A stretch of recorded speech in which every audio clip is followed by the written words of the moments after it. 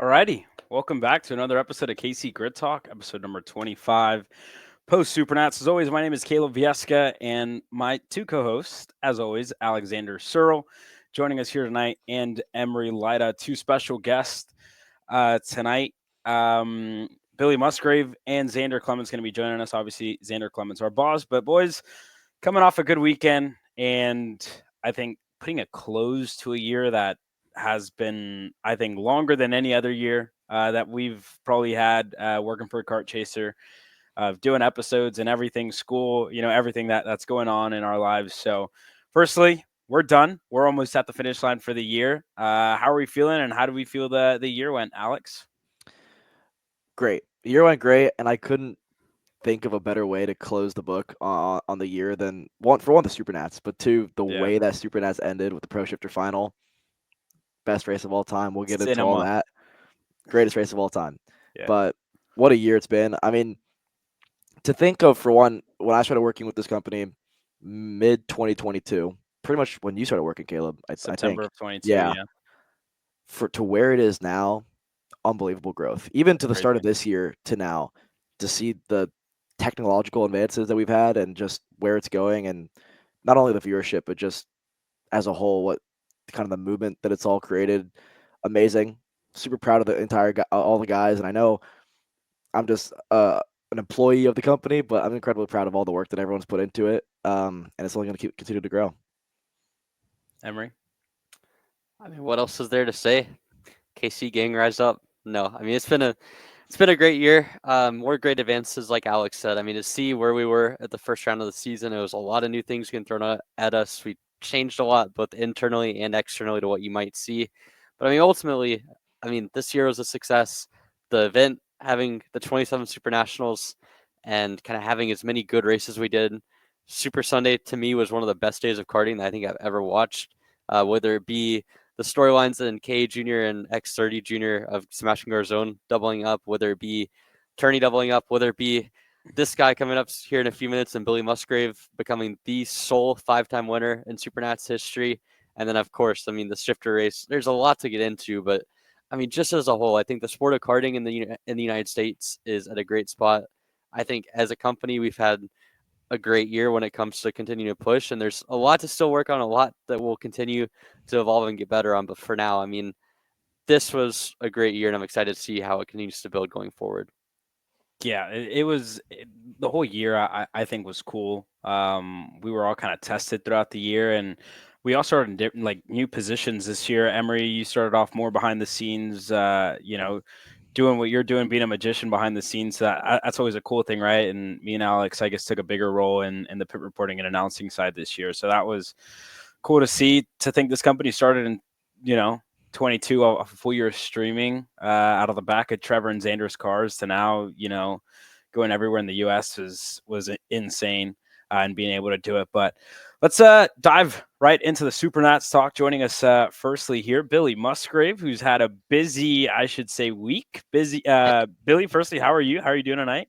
Good. Well rested after SuperNats, and just got done with our first day moving into our new facility.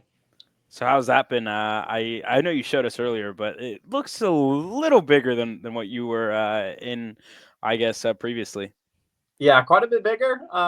Moving out of California for manufacturing, had to go get a bigger building. So a much bigger footprint, save a little bit of money manufacturing outside of California.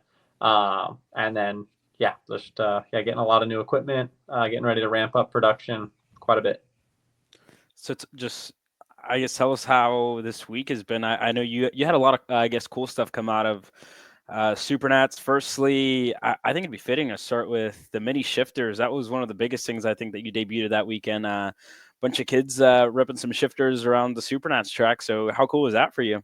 Yeah, like I told you earlier, I mean, man, since they hit the track on Saturday, I don't think my phone has stopped ringing. The emails, the text messages. So it's been pretty cool to see like people from all over, not just America, but Mexico, Canada, even some people from Europe, Australia, kind of chiming in and checking it out. And yeah, a lot of people looking at coming and doing some races next year. We're working on like a little rental program with Arrive and Drive stuff. So the kids that are kind of on the fence, or maybe we don't have a series quite yet for 2025 in their region, but they want to come do some races really bad. We're working real hard in California with Troy Adams and Scusa to put together a cool little shifter racing program. Nice. And on your side, just became a 5-time SuperNats champ, the only one in history to do it. So how's that? How does that feel? I know you were tearing it down there on the racetrack. So how was it?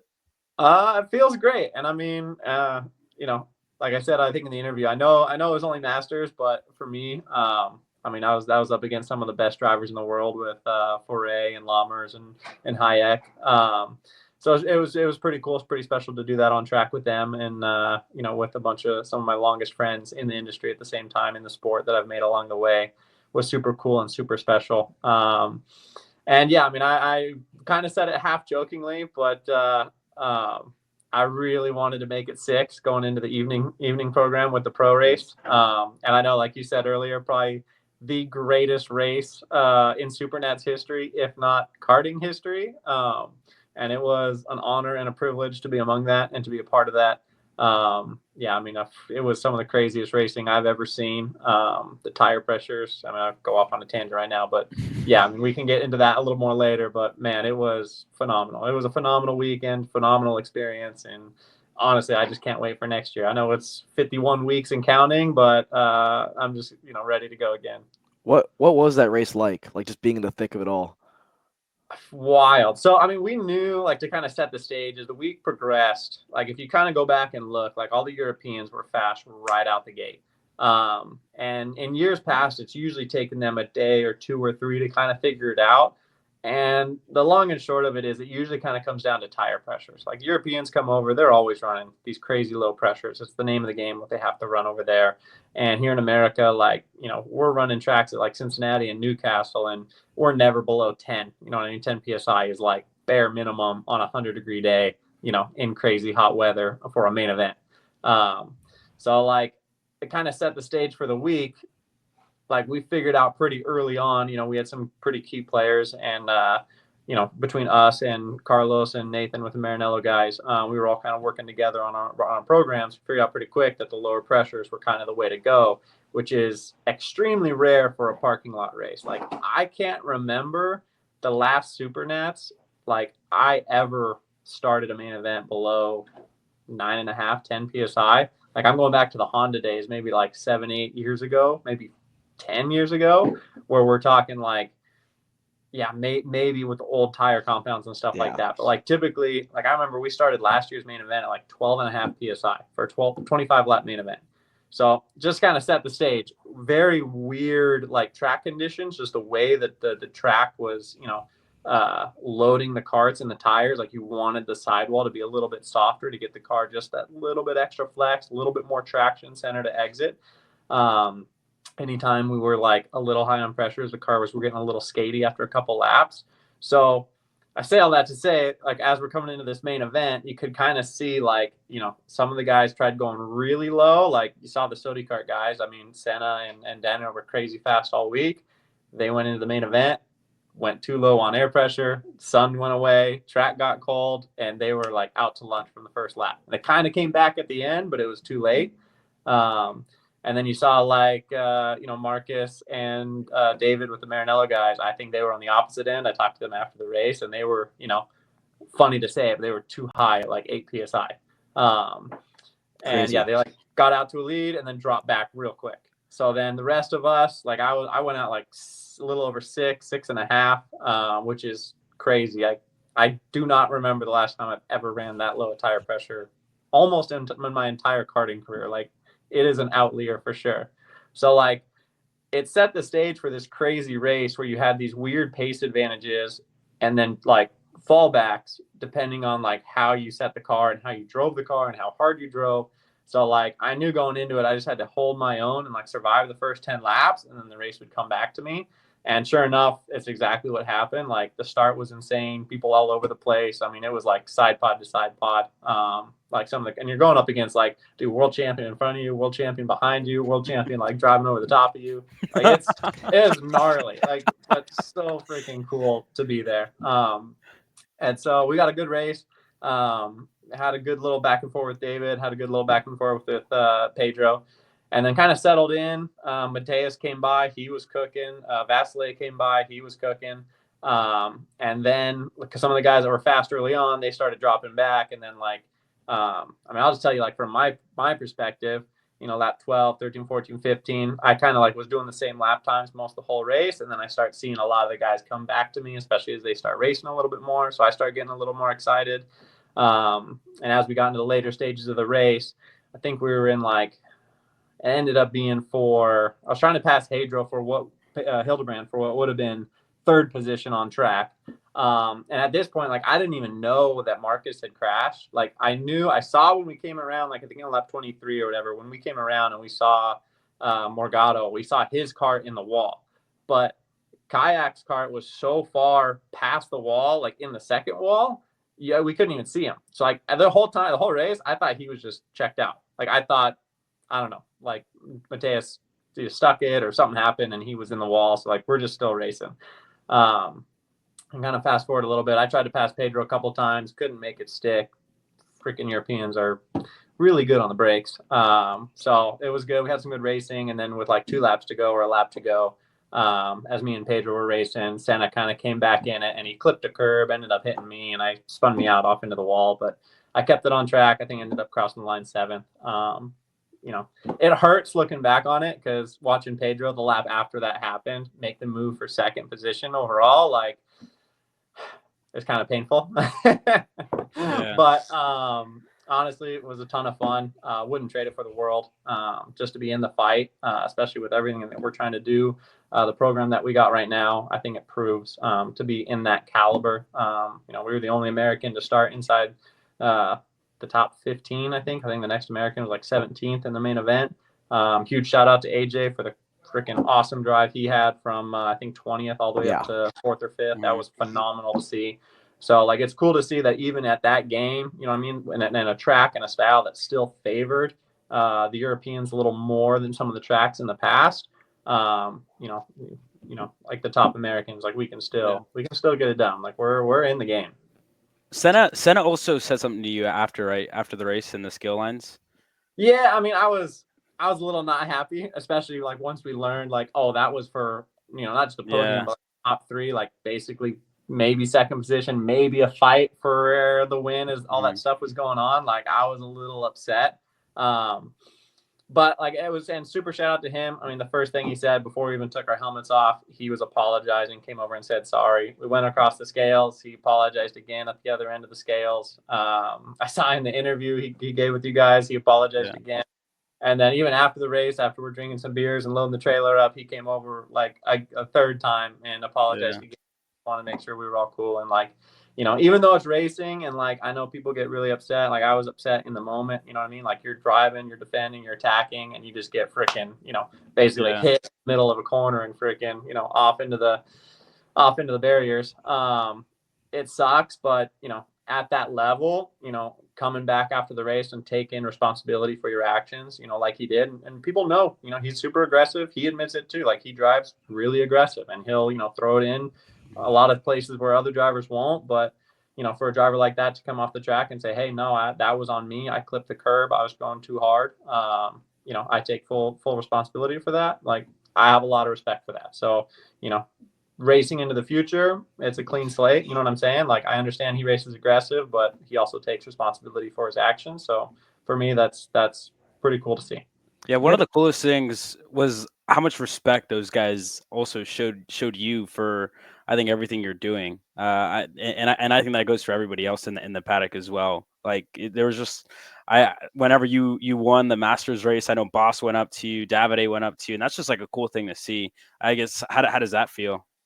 I mean, it's cool. I mean, these are guys that, I watched race in Europe for years and years and years, you know what I'm saying, before any of them really started coming back to America. So, I mean, it's cool to see the respect, and a lot of the drivers, a lot of the mechanics, like, it's pretty cool, like, how interested and how, intrigued they are with, the American chassis, I mean, what we're trying to do. And, they see on track, like, it's pretty fast, you know what I'm saying? So, it gets their interest, and they were super interested in all the little mini shifter stuff what we got going on. So I even got a couple guys, I can't really say who, that were asking to send some carts over to Europe for. So yeah, we might have some pretty cool stuff happening soon. You made a pretty cool point actually about the Europeans and their braking abilities. Why do you think they are so good, or maybe some better than what we got over here?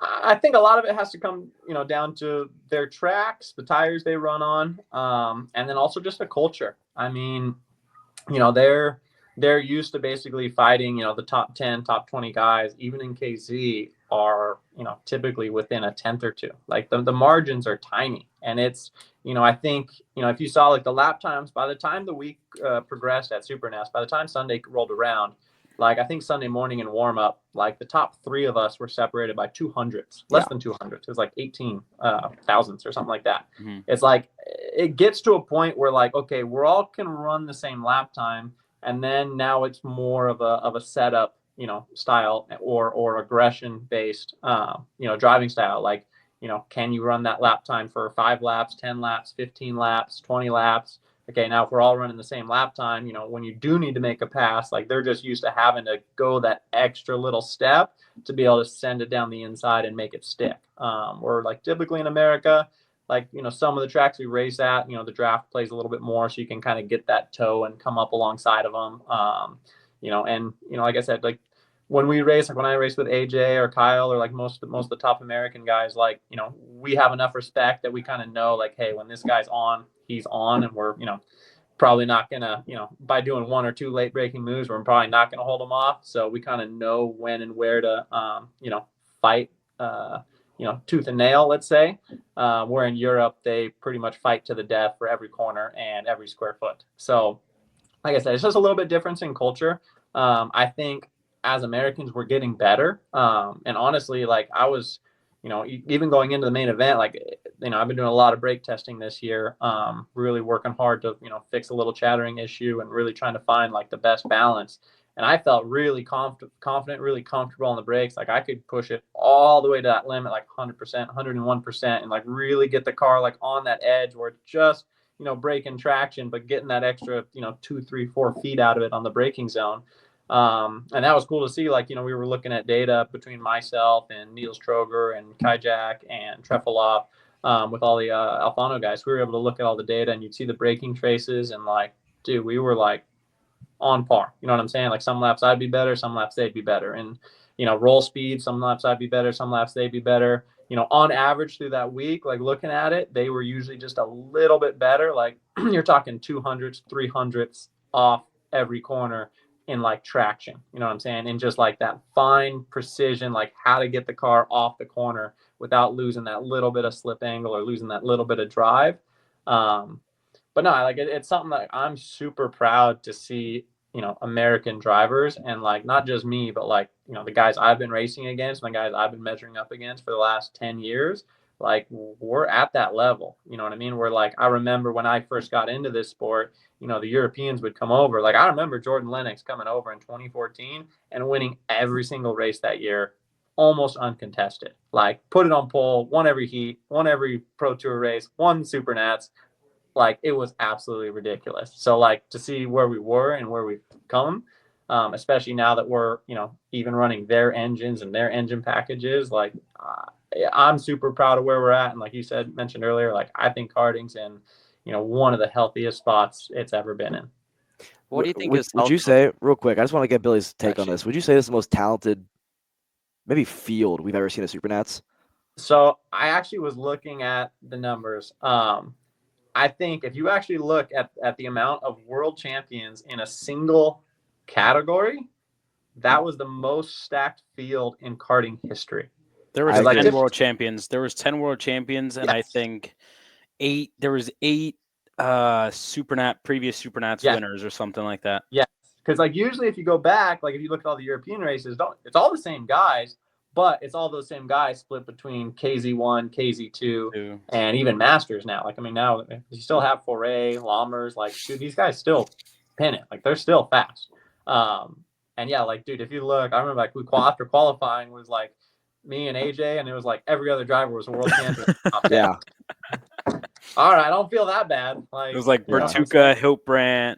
Dude. I'm not gonna go here and list, but it was crazy, Yeah, stack. it was phenomenal. I mean, Marcus, Vasile, like, dude, all these guys were, phenomenal drivers. Morgado, I mean, like, Yeah, you can go through the list. It is absolutely incredible. Even from like where we were 2 years ago, like last year was crazy. I mean, this year, literally, I think it had every single big name except Danny, which, is a bummer. I wish he was there.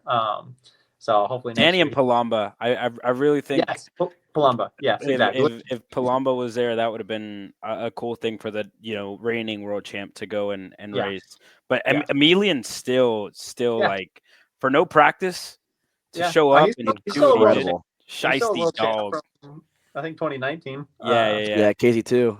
Yeah, I was there in Lanado when he won it that year. But yeah, I mean, it's still like, dude, those guys are, dude, it's, yeah, like the level that karting is at, and especially the level that American karting is at, is phenomenal. Like since I've been in the sport, like really, like full time since 2008, I've never, ever, ever seen it anywhere close to where it's at right now. So what do you think has helped build that over the last few years in Shifter?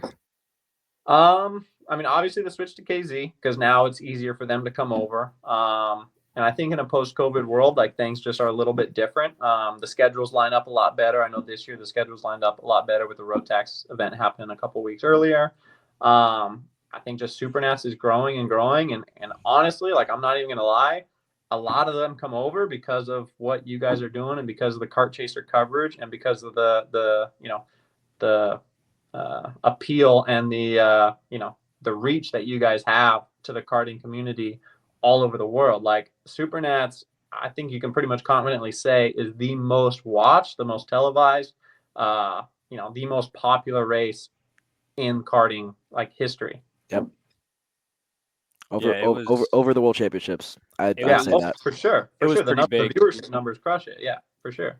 It was pretty big this year. I don't think I didn't see the official numbers. That'll be a Xander question when he comes on, but it was pretty wild to see how many people put up, I think, articles, post race articles. The amount of articles that I read on Facebook that people would share, it was just the coverage and the outreach was nuts. Like the segments, like literally like the segments we did with you, with Gary, with Lennox, like those are all, they were like screenshotted, clipped, and articles like sourcing us. And I was like, dude, this is like nuts. Yeah. Dude, the coverage has been phenomenal. Like you guys are doing a killer job. I mean, the replays and stuff like that on the live coverage. That's Emery, man. Dude, it's awesome. I mean, it makes it like, I got people like some relatives and stuff like that who like really barely even into karting, don't even know what it is, but like they can just go onto YouTube and watch it, and they're freaking. I mean, it's at a professional level that karting has never seen before. And like I always tell Xander whenever I talk to him in private, it's like, dude, you gotta. Dude, keep the gas on, keep the pedal on. Like, don't stop doing what you're doing. Keep pushing it. More pro show stuff. Keep the excitement. Keep the drama. Now we have these Europeans coming over. Like, you can kind of use some of these storylines and some of these like I don't know how much you guys paid attention to it, but like there's some drama between some of yeah, man, it was spicy. We had a segment about it. Yeah, we're literally getting in there, like we're getting in there. I'm like in the middle of like back talking between like two guys, and I'm like, I have no idea why we're arguing. Like, I didn't think it was that bad. And then you go back, watch the World Championships, you're like, oh, exactly. This is why. But I mean, there was a point in the race where Xander on the broadcast, it was Pedro Trefilov in the middle of Senna, and Xander's like, I don't think I'd want to be that guy right now. And he got spun the next corner. Oh, dude, but that's awesome. Like for the sport, it's awesome to have these storylines and all this drama and these emotions and the stakes. Like it's never been higher, and it just and like I see like a lot of the decisions. Like there were some crazy crashes and stuff, but a lot of that stuff comes out of being emotionally driven. You know what I mean? Like you watch Mateus's attempt at the pass on Marcus, like. Was it the smartest pass? No, but it was an emotional pass, and it created a lot of drama. It created a lot of excitement, and I think that was happening at the front, but it was also happening. Oh my gosh, like in the top 5, in the top 10. I mean, it was almost every other lap. Would you have gone for that move? I probably would have waited about one more turn, but I know exactly what happened. Like what I mean, because I almost did the same thing a couple times, and I know like. So for the viewers that might not understand like why he kind of went, but it looked like he hesitated because the gearing we were all running, like we were gearing the karts for acceleration in second gear off a lot of the infield.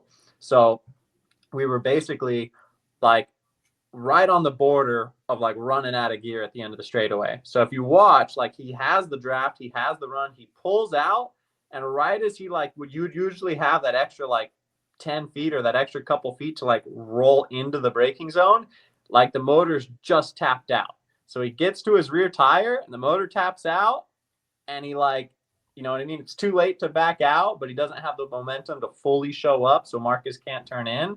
And so Marcus turns in, and he gives him a couple feet of leeway. But, Mateus tried to hold it in there and clip the curb, and the rest is history. So it's like, I know, like, a lot of people are like, really harsh on Mateus and saying it was all his fault and stuff. And I mean, you look at it, I mean, but I kind of know as a driver's point of view, like in the heat of the moment, when everything's dramatic, like you want to win this race, your kart's flying and there's some history there and whatnot. And like, you want to just make that move stick so he doesn't have a chance to defend going into the next corner. Like, you make that moment without maybe realizing like, oh, like, okay, this is what's going to happen if I do that. You know what I mean? Like, because of everything else that's going on. How tough is it to back out of one of those in a shifter though? Because I feel like once you he committed to that so soon at that point, you can't. Yep, exactly. And I know because, dude, I tried to do the same thing I tried to do it on Trefilov a couple laps. I tried to do it on Hildebrand a couple laps. And it's like, you would get the run and you would just think about doing it. And I just know, I've been doing this for a while. It's like, I've been in those situations, and it's like, you go to pull out and you'll make it to the rear tire. And when that thing taps out, you're in no man's land. You know what I'm saying? Like you don't have the braking grip down the inside. You don't have the momentum to really get to his side pod to prevent him from turning in. So like he's going to turn down, and it's going to put you in a bad spot. You faded in and out of those moves a couple of times on the main, I'm pretty sure, right? Down the straightaway where you kind of pulled out, saw the engine max out, then went back to the right. Yeah, because I was watching. First off, the onboard was pretty sick too. Because even when it wasn't, I haven't even seen any onboard footage. I'm actually excited to go back and check. You got to go back and watch the full race. I've done it too many times. Yeah, but even it's like even when I wasn't on air, I was like, oh, like this could be a move. This could be a move. Could be a move. See, it's like start to fade out, and I'm like, it's out. So exactly. So it's just like it's like one of those things. It's like now, like the shifter karting, you're seeing it where now we have this breadth of talent at the top, and it's like. You got 5, 10, 15 guys who are on point, and it's like, dude, we can all run about the same lap time. So now it's about like, where do you make the kart fast? You know what I mean? Do you want it to be fast over in those corners or over in these corners or down the straightaway? You know what I mean? Do you want to be able to pass? Do you want to be able to defend? Do you want to put the gearing or put the kart setup so it's easy on the tire? Like there's so many more variables now you're seeing into shifter kart racing that I think in the past, like, the gap in lap time delta or whatever you want to call it, you know what I mean, was kind of covering that side of the shifter karts up. You know what I'm saying? Like you'd get a guy like AJ at Newcastle and, he'd go put, a second or two on the field in a main event and be like, okay, no big deal. Like nobody can touch him. So now that we're kind of all at this limit and now these guys are coming over, like we're having to raise our game, you know what I mean? Like our, let's say, where we're at on kart setups and understanding the tires and understanding the chassis. Like, I just feel like every year the Americans, as a group, like even though I race with these guys, like I say, the AJs, the Kyles, the Dannys, You know what I mean? All the other guys we race with all throughout the year, like, even though we're super competitive and we don't like to lose to each other, like, I feel like we've raised each other up, and we're at, I mean, I would, I think we're at some of the maybe the highest level of competition, North American karting scene, especially shifter karts in the last, 15 years. Yeah. Do you think the longer main events that we've seen, especially in the regular season this year, has helped kind of play out that not a discrepancy, but kind of play out how people strategize their kind of racecraft as well as their setup decisions this year? Yeah, absolutely. And I think, those last 5 laps, like, I just look at how much stuff happened in the last 5 laps. Direct correlation. Direct correlation. And it's because, like I said, in all the heat races, we were all playing with pressures, but you couldn't go too much because, like, it's only 10 laps. So it's more advantageous if you can be wicked fast for 3 or 4 laps. Yeah, you only got to hang on for 5 or 6 laps and you're good to go. So, like, now you're talking about a main event where, like, now the first 5-10 laps, like, you see everybody their fast lap, like on lap 3, 4. And then now from there, everybody's just kind of hanging on, and you see guys fall off a 10th, 2 tenths, 4 tenths. So now you have this big disparity of, like, are you fast at the beginning, middle, end? Where do you want to be fast? Can you set your cart up for the last 5 laps, kind of like how Joe Turney does in the single B speed stuff, or Norberg. But then you got to survive the first 5 to 10 laps in the main event, which is gnarly when you're racing against this caliber of driver. So, like, like you saw Senna, like, hey, if he could have gotten out front and chilled for the first 15 laps, dude, the last 10 laps, he was crazy fast. But he got so roughed up and beat up and had some bent parts, you know what I'm saying, from lap 5 that now he's, handicapped his whole race. And not to say it's entirely their fault. I mean, like, yeah, I think us drivers, I set my tire pressure probably 2 hours before the main event. Lesson learned there. But yeah, like, the sun goes away, the track cools off really quickly. So, like, we're all learning and getting better and better and better every single year. And it's cool, from a chassis development side to see that side of it, but then also as a driver, you know what I mean? And also, like I said, like, as an American, like, I'm really proud of where we're at as a country, in terms to relative to Europe. So we talked about our segments that were aired live on the broadcast, obviously, but one of those were you discussing the mini shifter. I know we talked about it a little bit earlier, but I want to talk about it and dive into it now. What was the immediate reaction? I know all the kids that you chose had driven the shifter before, but still, what was the reaction from the parents, from the drivers, from the teams after that session at SuperNats? It was phenomenal. Like, I mean, I was super busy throughout the week, and thanks to everybody, that helped kind of pull it off, to make all that happen. It was kind of under the radar. We didn't want it to be too stressful. We wanted to make sure the kids just wanted to have fun, and the main thing was we just wanted people to see, kind of what these kids were capable of at 8, 9, 10, 11 years old, 12 years old. And, like, you could put them on a track they've never driven a shifter on. You know what I'm saying? It's not like their home track where they got 1,000 laps. And in the matter of 5 to 10 laps, they're freaking banging gears, putting it in the right gear. They were doing about 73 mile an hour down the straightaway. And all the kids came off the track and they were just stoked. Like, that was so much fun. I want to go back out. You know what I mean? Like, to see that excitement, and they were all wanting to race, like, right away, like, oh man, I want to go race that kid, or I want to go past my brother or past those guys over there. So, like, for me as a driver and a coach, and, like, what we're trying to do from a driver development standpoint, it was just really awesome and motivating to see the kids' reaction to be able to drive these mini shifters at a venue and at a pedestal of a race like SuperNats. And then the big thing was for people to, like, see that. And again, for all the teams and everybody else involved, that's why we had all the kids go out with their respective teams. They put the carts under their own tents, put their own body work on it. So that way the teams could see, like, we want to be in the business of. Oh no, the hotel Wi-Fi got him. It finally happened. Brutal. 36 minutes in, it was bound to happen at some point. Goodness, 5 seconds, he'll be back. Hey, knock on wood, but it wasn't us this time. Alrighty, so welcome back. Obviously, Billy had a little bit of a internet issue over in Phoenix, Arizona, where he's building his new shop. So that being said, he's not going to be able to join us for the rest of the show, but it was great talking to him.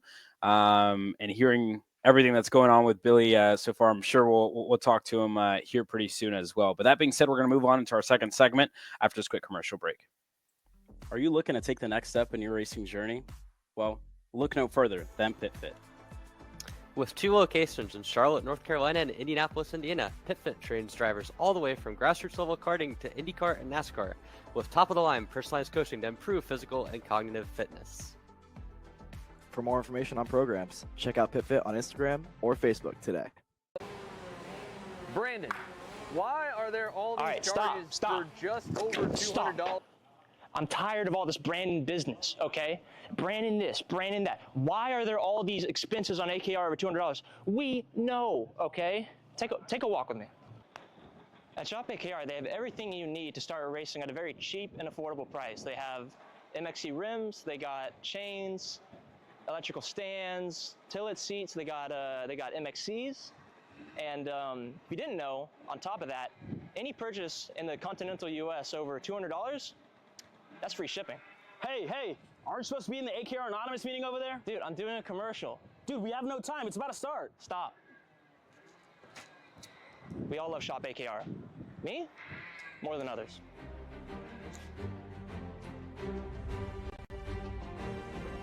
What do I get at Shop AKR? MXC rims. DPK Americas is bridging the gap between the U.S. and the 2-time world champion DPK Alonso Kart factory team in Europe. In partnership with Team Binnick, they offer drivers a complete career path from the Americas to Europe that allows them to continue their driver development on both sides of the world, all underneath the DPK umbrella. For more information, contact DPK Americas at max@drivensm.com to take the next step in your driver development journey today. Alrighty, welcome back to KC Grid Talk. Heard from Billy Musgrave here in the first segment. Moving on to our second segment, our second guest, the one and only, karting sensation, Xander Clements, joining us on the show. Firstly, Xander, good afternoon, good evening to you. How are you doing after what's been a busy year for you and I think all of us here at Kart Chaser? Yeah, I think I'm just getting all caught up after our hefty year, fellas. We've still got more to go, though. We've got the Sunshine State Karting Challenge the first time. We're going to be streaming that event in the season finale. I think that's December 15 to 17 at Homestead. Actually, I don't think I've announced that yet, that we're going to that race. So that's some breaking news for us. And for anyone listening along to the podcast or watching along, that one will be pretty cool. We have a lot, honestly, that, kind of like Billy. I mean, the last week and a half, you guys know it. I've been still pretty busy on our end. So, but we're home, so I'm enjoying that. That's for sure. I know my girlfriend's happy about that. Finally get to go see my parents and my siblings in person. Carson got to come work with us the last few weekends, but the rest of my family I haven't seen in months. So, Thanksgiving will be cool this week.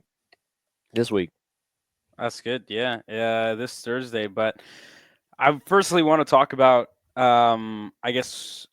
getting to where we are, today, right? Or where your vision has kind of gotten to today. I remember, I think for all of us, when we started working for you, it was just you and Trevor out of the back of your cars. And now you guys have a full RV trailer setup that's traveling the country, I think, almost every weekend. So what's the growth of it been like? And how is it getting to this point now?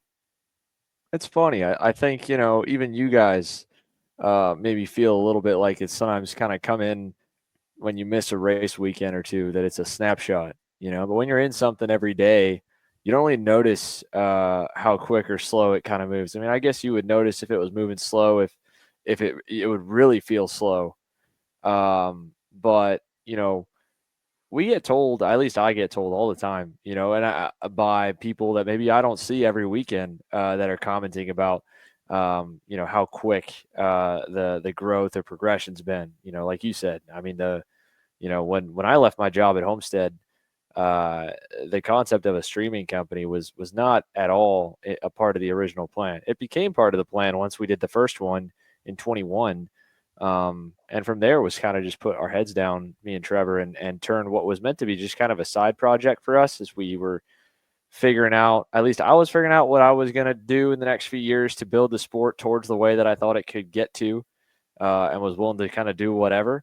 And in Trevor's case, I don't know if I've told you guys this or he's mentioned it, but he wasn't all in on quitting his job until we did the first stream at Miami Grands. And even then, the beginning of it was still a little wishy-washy. And I say his job because he was a minority partner in another business. That was his main source of income. And I was working lots of different events. In 2021, I still was assistant race directing for USPKS races, a variety of different club to regional events. That's how I met some of our guys that, we've all come to know and love on our team.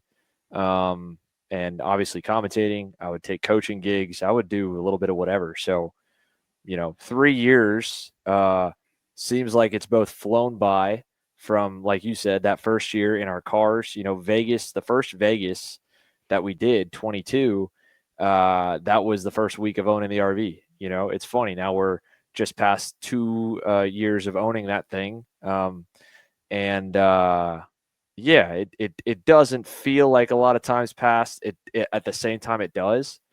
So I think that's just a mix of being in it all the time and then getting reminded by people I'll see every 6 months or once a year. I try when I go home to Georgia to go and see a couple of my high school buddies. I catch up with them and basically see them once a year at best, maybe once every couple of years. And I remember my buddy Jeremy, and a couple of years ago, kind of almost being a little embarrassed to talk what I was doing.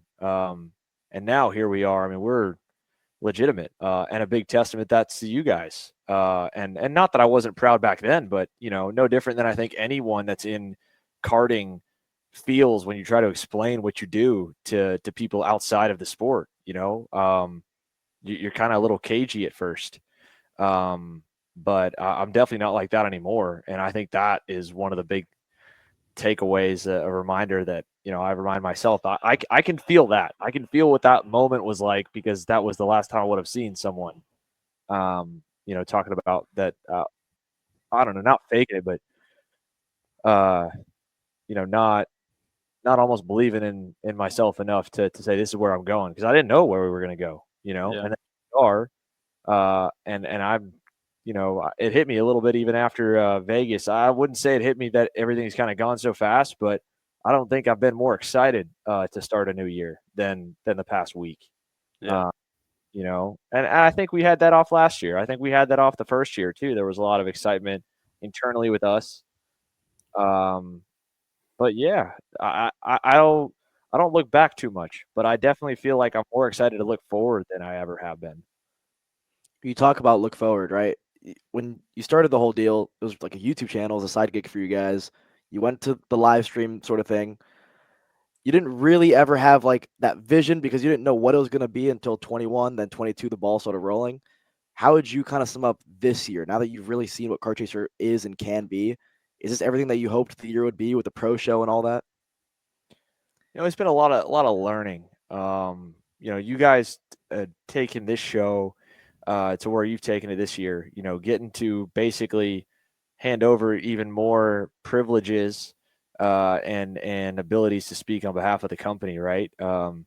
And learning a good way of guiding people. I don't have to worry about or I didn't have to worry about being overly hard on myself or not hard enough, or how to communicate what change I felt like we needed to make when it was an issue of something going on with happy hour. I could just make the change. And watching you three develop and grow in the way that you have, and that's been a great new challenge. I felt like I've grown just in the same way you guys have grown at trying to manage you guys better. And I think in the same way, when we stopped happy hour, a big part of that was what happy hour is kind of a bit about. And it was, again, just like how the streams morphed one way or another, that show morphed too, from just trying to get more longer form interviews with the drivers before we really were streaming, was the original intent. And then it turned into more of an industry talk show that was hopefully going to get me and Kart Chaser recognized by the industry leaders that we have, that we're not just some sensational media company just trying to get clip-worthy bits of crazy crashes or overly dramatic moments. Like, we're trying to help massage and move the needle forward to make it where everybody that works so hard is going to feel the growth in the sport and benefit from it. And so I've been wanting for a while and trying to gather my thoughts on how this year went. For example, like with the pro show stuff, right?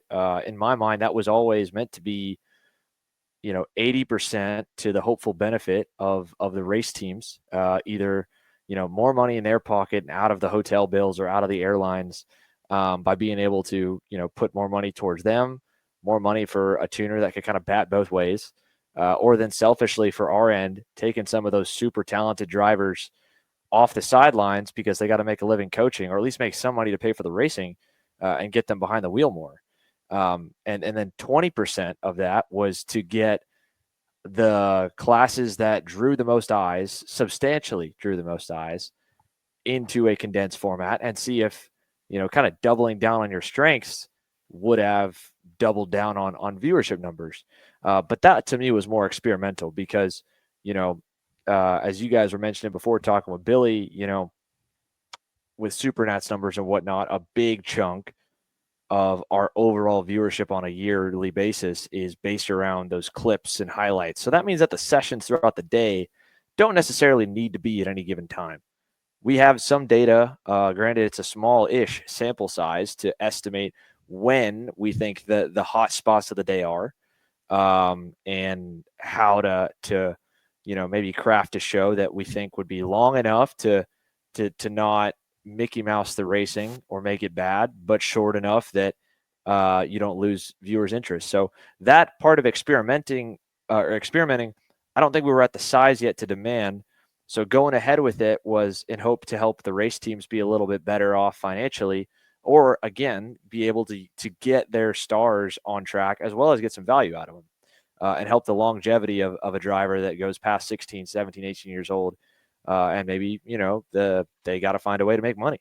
So where the learning part of the pro shows for me was that unlike a lot of other sports and professional motorsports series are, karting teams didn't always exist to the degree they are now. Absolutely. But even going back, go-karting didn't start with race teams, right? Car racing to a degree did because they were existing car manufacturers. So that a karting team business model is not uniform, and it's anything but that. And so trying to find a format that was going to help some of them, they've all kind of chameleoned or morphed in their own way of what works for them as a business, as serving their customers, and the way that they feel like is the smartest way for them to keep that business going, to keep attracting customers, which is the bottom line. And customers could be a variety of things. For a guy like Billy, the show is awesome because the more eyes get onto his brand, the more go-karts he'll hopefully sell, right? He's a manufacturer, right? But, for a race team like RPG, for example, that's very sellable on the development you get by being teammates with a Ryan Norberg in X30, being teammates with a Marian or a Danny and Shifter, or being teammates, even with a Cedric Lupien or Kai Hunter in K100 is the selling point. So for those teams that are more like that, or GFC, for example, in the same vein, GFC is obviously a chassis brand trying to sell go-karts and build a lifestyle brand as well. But when they go national racing to the east, they're pretty much all in pro shifter. So splitting the day was not going to help those guys. And in talking with Gary Carlton, he's like, dude, it's going to make my day worse if you condense our sessions like that, because I'm going to need double the mechanics. These teams that have a lot of drivers like a Brandon Jarchakrak Racing spread across the classes, it's going to be great for them. Yeah, they're going to be able to pull all of their help from the morning into the afternoon. And we saw that with Paulie. It's in a way, the pro show did work in that regard. Paulie Massimino does not race the Stars Championship Series in OKN. He doesn't win that championship if that alternate full-on half-and-half day format doesn't exist, because he was rolling up to Charlotte Motor Speedway to work. Now, that was a bit of an anomaly because he lives in town, and the driver they had lined up fell through. So the motor was ready, and it was just a matter of entry fee and tires. He was already on site. He was already getting paid. But the concept was proven true, I felt like. Now, we never got to do what I was thinking might have worked in the best way, and that was to do a full half and half with hot pit sessions, and I think that would have been entertaining. But that was a part that, again, Gary was like, look, that's just, it's going to drive it up too much for us. And you're just trying to work on the balance equation is what all that was. And if the balance equation gets better on cost or payoff, we get more what we want. We get more longevity of guys wanting to keep doing this, whether they go off to cars, go off to college, or go off to get a real job, or work in karting. If the balance equation's better, you get more of what we want, which is we want those same guys that we just saw tear it up a week and a half ago do it again next year and the year after that and the year after that. It'd be great to see everybody get to have as many years racing at a high level as David A4A, right? And the truth is that won't happen. Not everyone, there's going to be some inequality. Not everyone's going to get to have that kind of career. Very few guys do. He's the only guy that has so far, but I don't think that's a reason to give up on it. So in circling back around the pro show specifically, as the year kind of went on, I felt like we kind of lost a little bit of what we were doing it for. And the remaining reason as the show kept changing was kind of thrown onto us. So, I was reaching out to a few guys to talk about formats over the last week. I think, again, it was just a lot of learning. I mean, to me, I think I didn't do a good enough job really trying to understand how different and unique each of these race teams' models were. I figured there was at least a majority that were similar, but man, I feel like you'd be very hard pressed to find two that fit the exact same key lock, that are such an identical framework of how they work, how they make money, and what you could do to make their business better. So to me, those guys work just as hard as we do, if not tenfold over. With the travel schedule, the run and lean, the risk of someone stiffing them for money. It's a tough gig. So my heart bleeds for those guys, and that's what I wanted to do. I wanted to help them. And so it's great to hear guys like Billy say, this helped me. But it also, if it would have been put out in its full original form, would it have hurt some guys? Maybe. I would be more lenient to say yes to that now than I was so gung-ho to believe that this is the way forward. And that isn't to say that there's a giving up on it. Not at all. But there's a lot of notes, I think, that I come out from this year.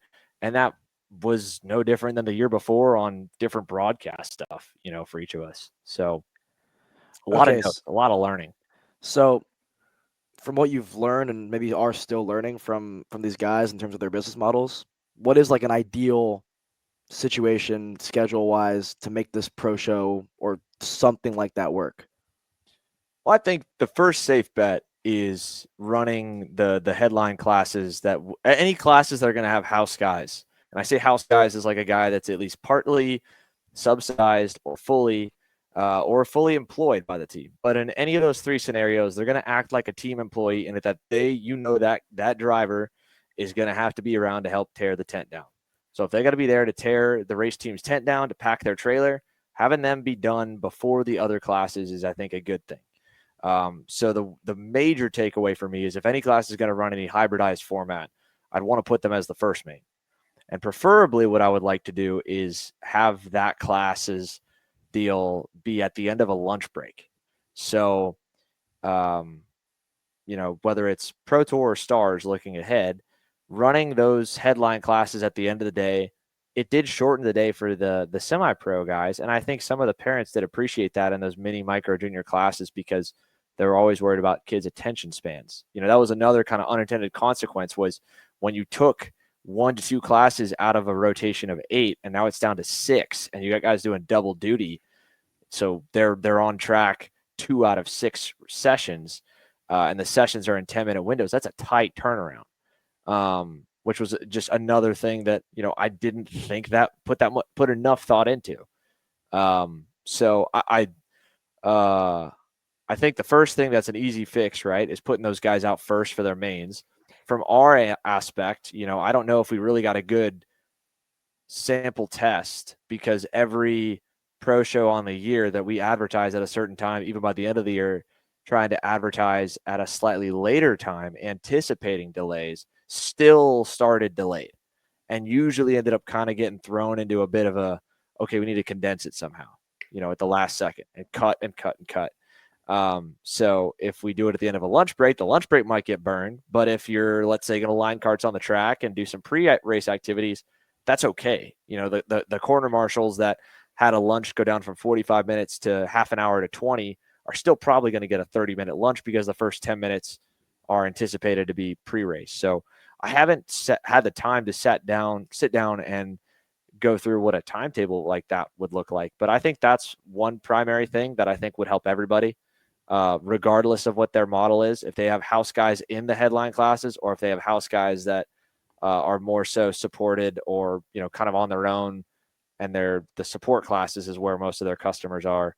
Either way, they're going to get to help the team tear down. So I think that's a win for everyone if we can move them, one of them, if not both, of the headline divisions to run at lunch. The other half of it, I think I got to put more thought into, but kind of like what Billy was talking about. I've been pleasantly surprised with how good the shifter racing is. I think it was a perfect storm. Like he said, more good guys over here, more good guys in general on good equipment with good testing, in shape, not doing a one-off 6 months, or in my case, regionally 5 years out. Right.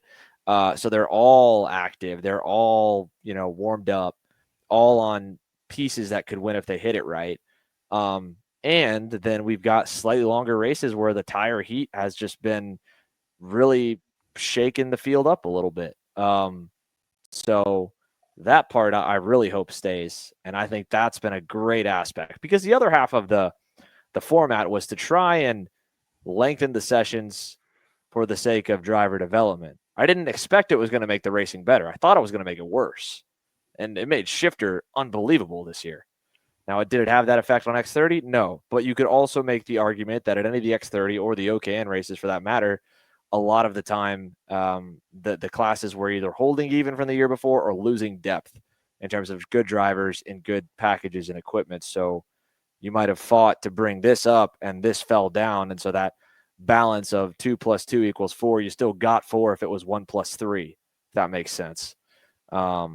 You ended up with a similar looking product to a year ago, just happened to be 5 laps longer.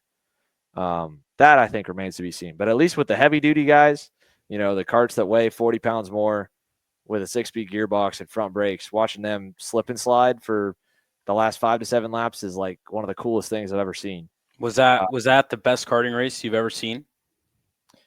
It's up there. It is up there. I would put the SuperNats X30 main that Jake Craig won up there as well. That one was pretty cool. I like the one that DeMello won. DeMello's was good. DeMello's was a kind of good unexpected one, I guess. But I feel like that one happens a lot. What I didn't like about DeMello's one, and it wasn't a knock on Zach, it was just the fact that, like, how many times are we going to have like white lining to decide the race? Yeah. Like, I think that was, from my eyes with Mateus on Marcus, it was like Marcus had white lined into the last turn right before they go down the front stretch. So at that point, Mateus knows he knows about him. He knows that Kayak knows he's got a cart behind and pressuring. He knew that Mateus was coming, and the question was, when is Marcus going to white line?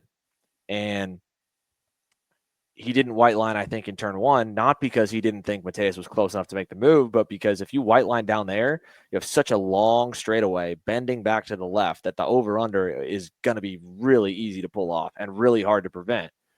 But I think if Mateus waits till turn 4 there at the end of that straightaway, I think Marcus is right back on the low line. We saw plenty of guys white line there, no issue, to the end of the race. So, like, you've got to catch the guy by surprise. If he would have waited just one more turn, Marcus can low line. He can back him up. He could white line it almost to the end of the race. And then you go, all right, do you bank on him making a mistake, or do you move him out of the way, Marin style? And I think Mateus was trying to prevent having to ask himself that question, because, what would you do for SuperNats glory? You're probably going to want to get aggressive in some way, and not just sit back and pray. And in his case, he was trying to get aggressive by making a pass versus aggressive by just rooting the guy out of the way. So what's your take on it? I mean, to me, that's my take in terms of like the contact and the crash and everything. Look, I had about 8 laps in a stock Honda up until a week ago. And then thanks to our awesome partner at Acceleration Kart Racing, Curtis, I was able to get out and spend about 2 days just playing at the new Spring Mountain.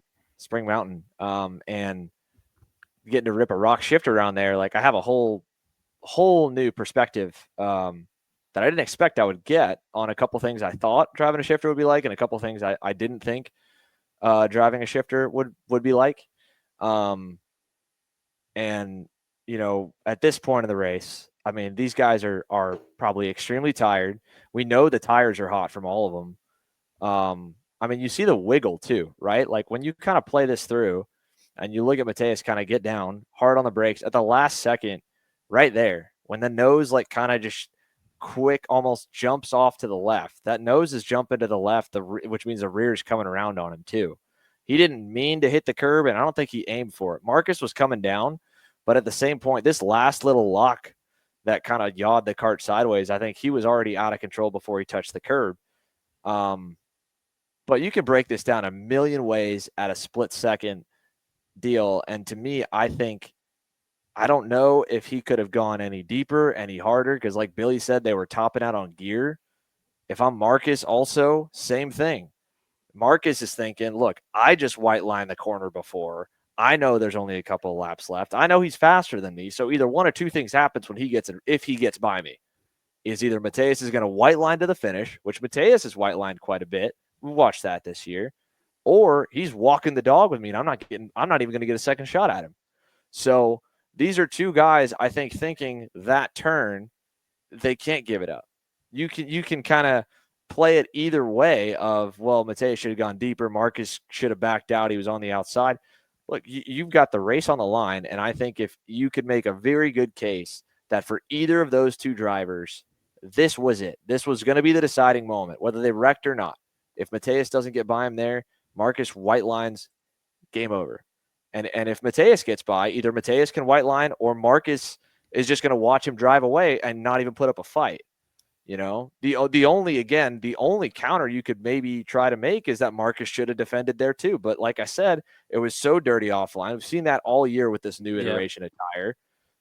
Dude, I mean, you would have had to be like perfect at 23 laps of tire heat offline in the dirt, half a second slower than the guy running you down to go in deep enough and stop on a dime and not slide out a full car width on exit. Because Mateus was going to be able to put that car wherever he wants. He was doing that, getting close to him. Yeah. So I completely agree. In terms of, again, you could probably spin it a million ways on whose fault it actually is. To me, that's SuperNats 27. Like we watched two guys that know that was the corner that was going to decide the race. I hate looking back on races and saying, oh, if right, hindsight's always going to be 20/20. Maybe Mateus waits until turn 4 and Marcus doesn't block. Highly doubt it. And in shifter driving, we've seen it so many times before where these guys are good enough that they know how to white line on a shifter and it's fine. Now, the counter argument is, well, Kayak's rears are going. That cart didn't look good. Mateus closed a 2.1 second gap in 5 laps.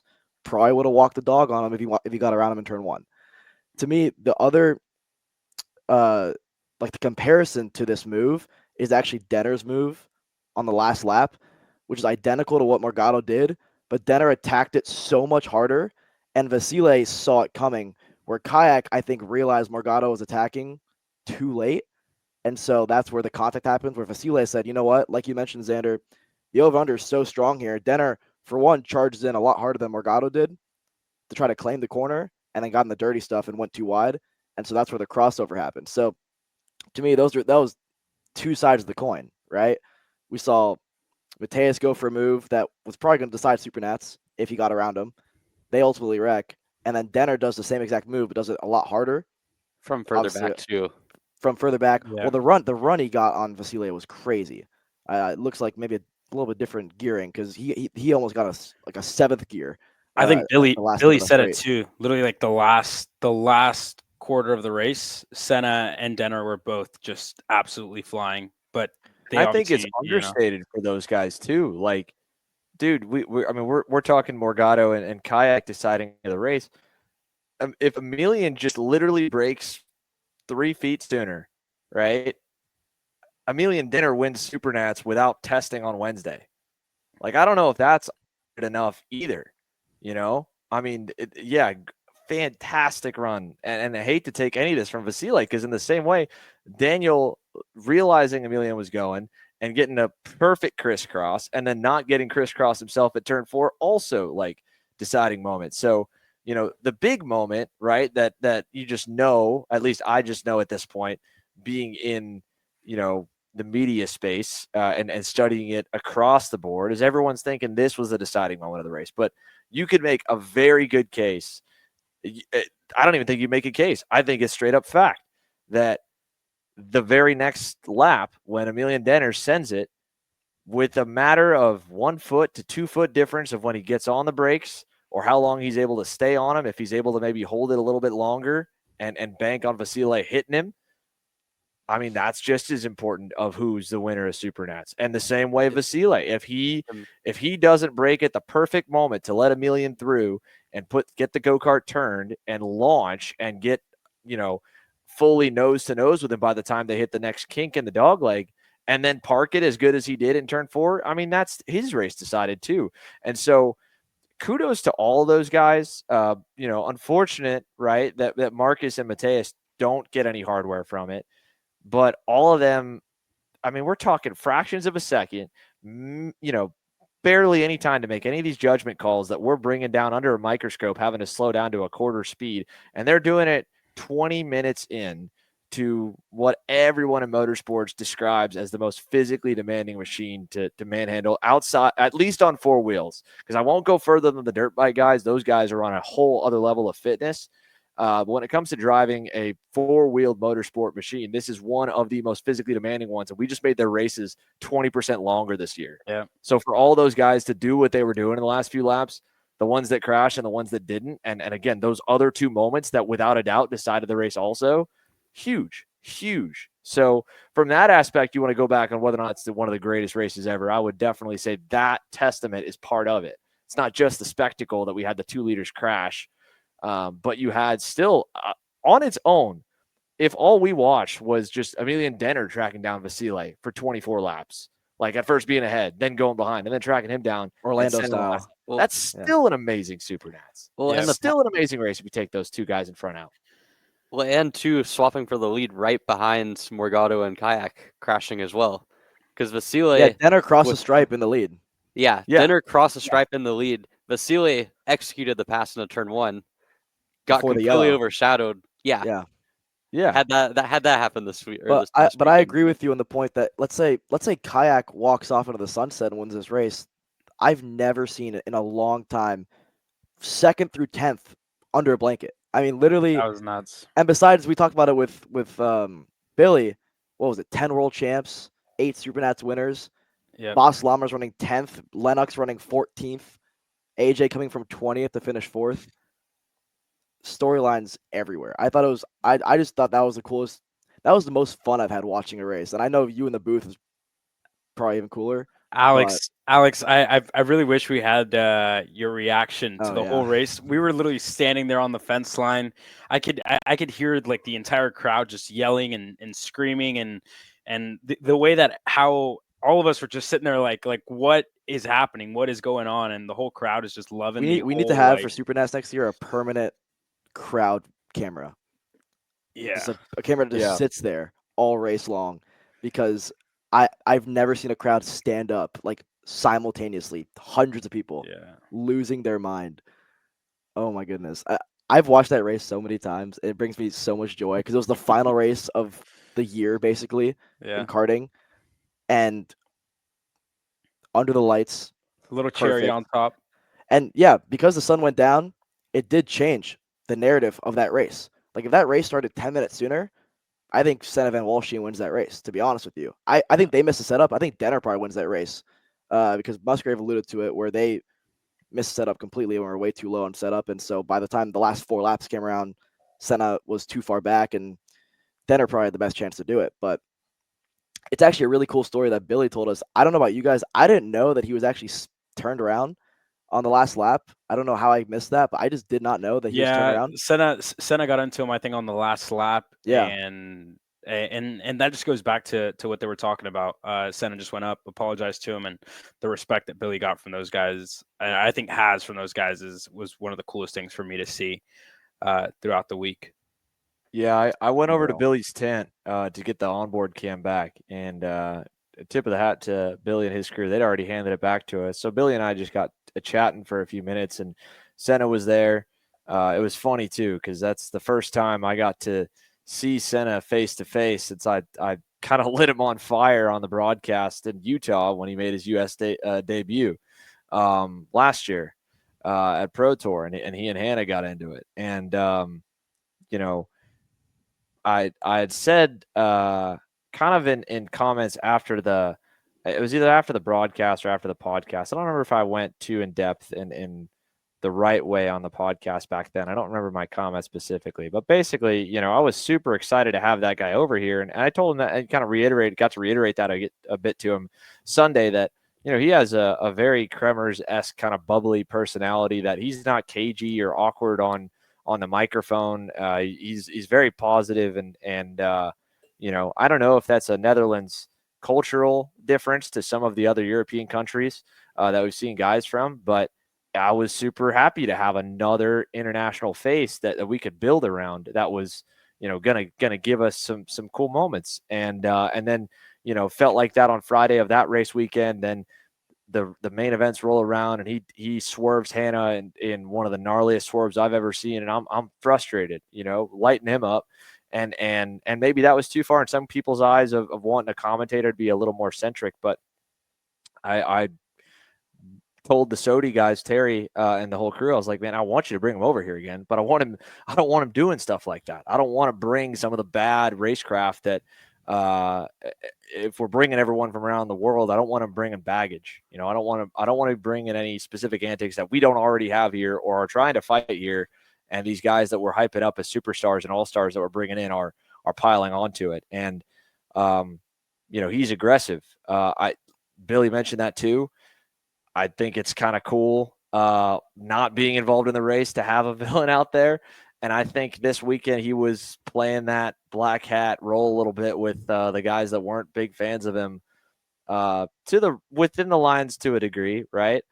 But what stood out to me was the comment he made. He told Billy, he's like, out of all the guys in the top 10, you were the last guy I wanted to get into it with. And I can't recall ever hearing anything but how the Europeans never respected Americans 10 years ago, when I was just getting into senior or, a little before that, when I was just getting into karting as a junior. Like Billy said, it's cool to be in this era right now that seems like we've got the world connected a lot better to us a lot better to the rest of the world. And when these guys come over here, I don't think they come over expecting a walk in the park anymore. And sure, every driver walks into an event. Every good driver, I think, has a founded or unfounded belief that they're the best to put the helmet on and nobody can touch them, right? You may not say that outwardly. You may have a better balance of it, one guy to another, of needing to be cocky or not needing to be confident in yourself. But for Senna to say that, and for the rest of the Euro guys as well that have kind of gotten into the routine and come out over here year after year, Pedro, Vigano, the likes, even Vasile has been, now 2 years, I think, consistently. Denner, this was Supernats number 3 for him. That part's cool to hear that it sounds like we're getting the respect that I felt like as a kid didn't seem like we got. Testament also to all the American guys putting in the work. That part's really cool. So hearing Senna say Billy Musgrave was the one guy in the top 10 that he did not want to get into, and he felt extremely bad about it. Man, I don't know, what is specifically one thing that has helped spur the winds of change. But I will say, take us out of the equation. Obviously, you guys, the rest of our crew has done an awesome job all year, this event especially. but through the years of kind of putting American karting out there, trying to get it on the map. The race series over here, we've had stability. Can't say that over the decades of history of American karting, but our landscape is pretty much about the same as what it was about maybe 10 years ago in terms of the series and the races and stuff like that. And so stability kind of creates some growth. But I would say the biggest factor, I feel like, of what has, or the biggest unspoken factor of what has brought more respect to the American names from the European guys is having Marin here and having Morgado here. Those two have, I think, done more as a meter stick and as representatives for us when they go back over to Europe to echo to those guys. Oliver Hodgson is great for the Brits as well. He was someone that I think a lot of the younger British drivers that are now becoming veterans and senior maybe looked up to. Having him speak about, the level over here is great, but having Marin had a fiery debut over here, very, very similar to Senna in his first season. But at the same point, him and Morgado performing here and having guys that stay here like AJ and them, race them hard and keep up with them and beat them. And then those guys go back over to Europe and they run as good as they do. No doubt. That helps. And them just talking to the guys over there helps. So I think that's helped legitimize it. And I want to make sure that, on a public platform like this here, I give a lot of kudos to those two because they don't have to keep coming back to the U.S. Mateus has got a great situation over in Europe with where he's at, and in Marian's case too. Marian, especially this year more than most, fought to get back to be here. That's super cool for an American, for a North American to have these guys want to come here. And I definitely want to give kudos to those two because I don't think that Senna or anyone for that matter respects the rest of our guys if we don't have the first couple of traditionally European drivers. Mateus grew up racing here and then went over there, but very rarely they come back from that point. Karting drivers, car drivers, the same.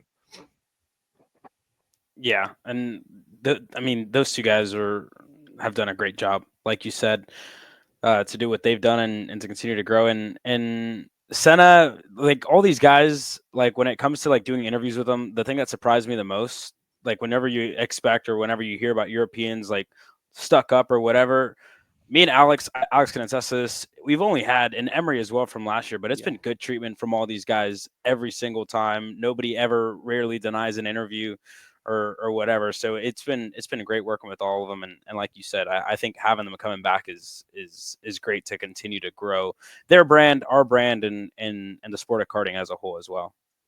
Well, I don't think it's nearly as interactive over there. That's what I've been told. Morgado's told me that. Kremers has told me that. It's a change in culture when those guys come over here, and the amount of people that when we were doing even like the headshots, and they said, I'm not used to all this. They didn't know what to do. All right, so I think, and I don't want to pat ourselves on the back too much, but we make them feel big time, right?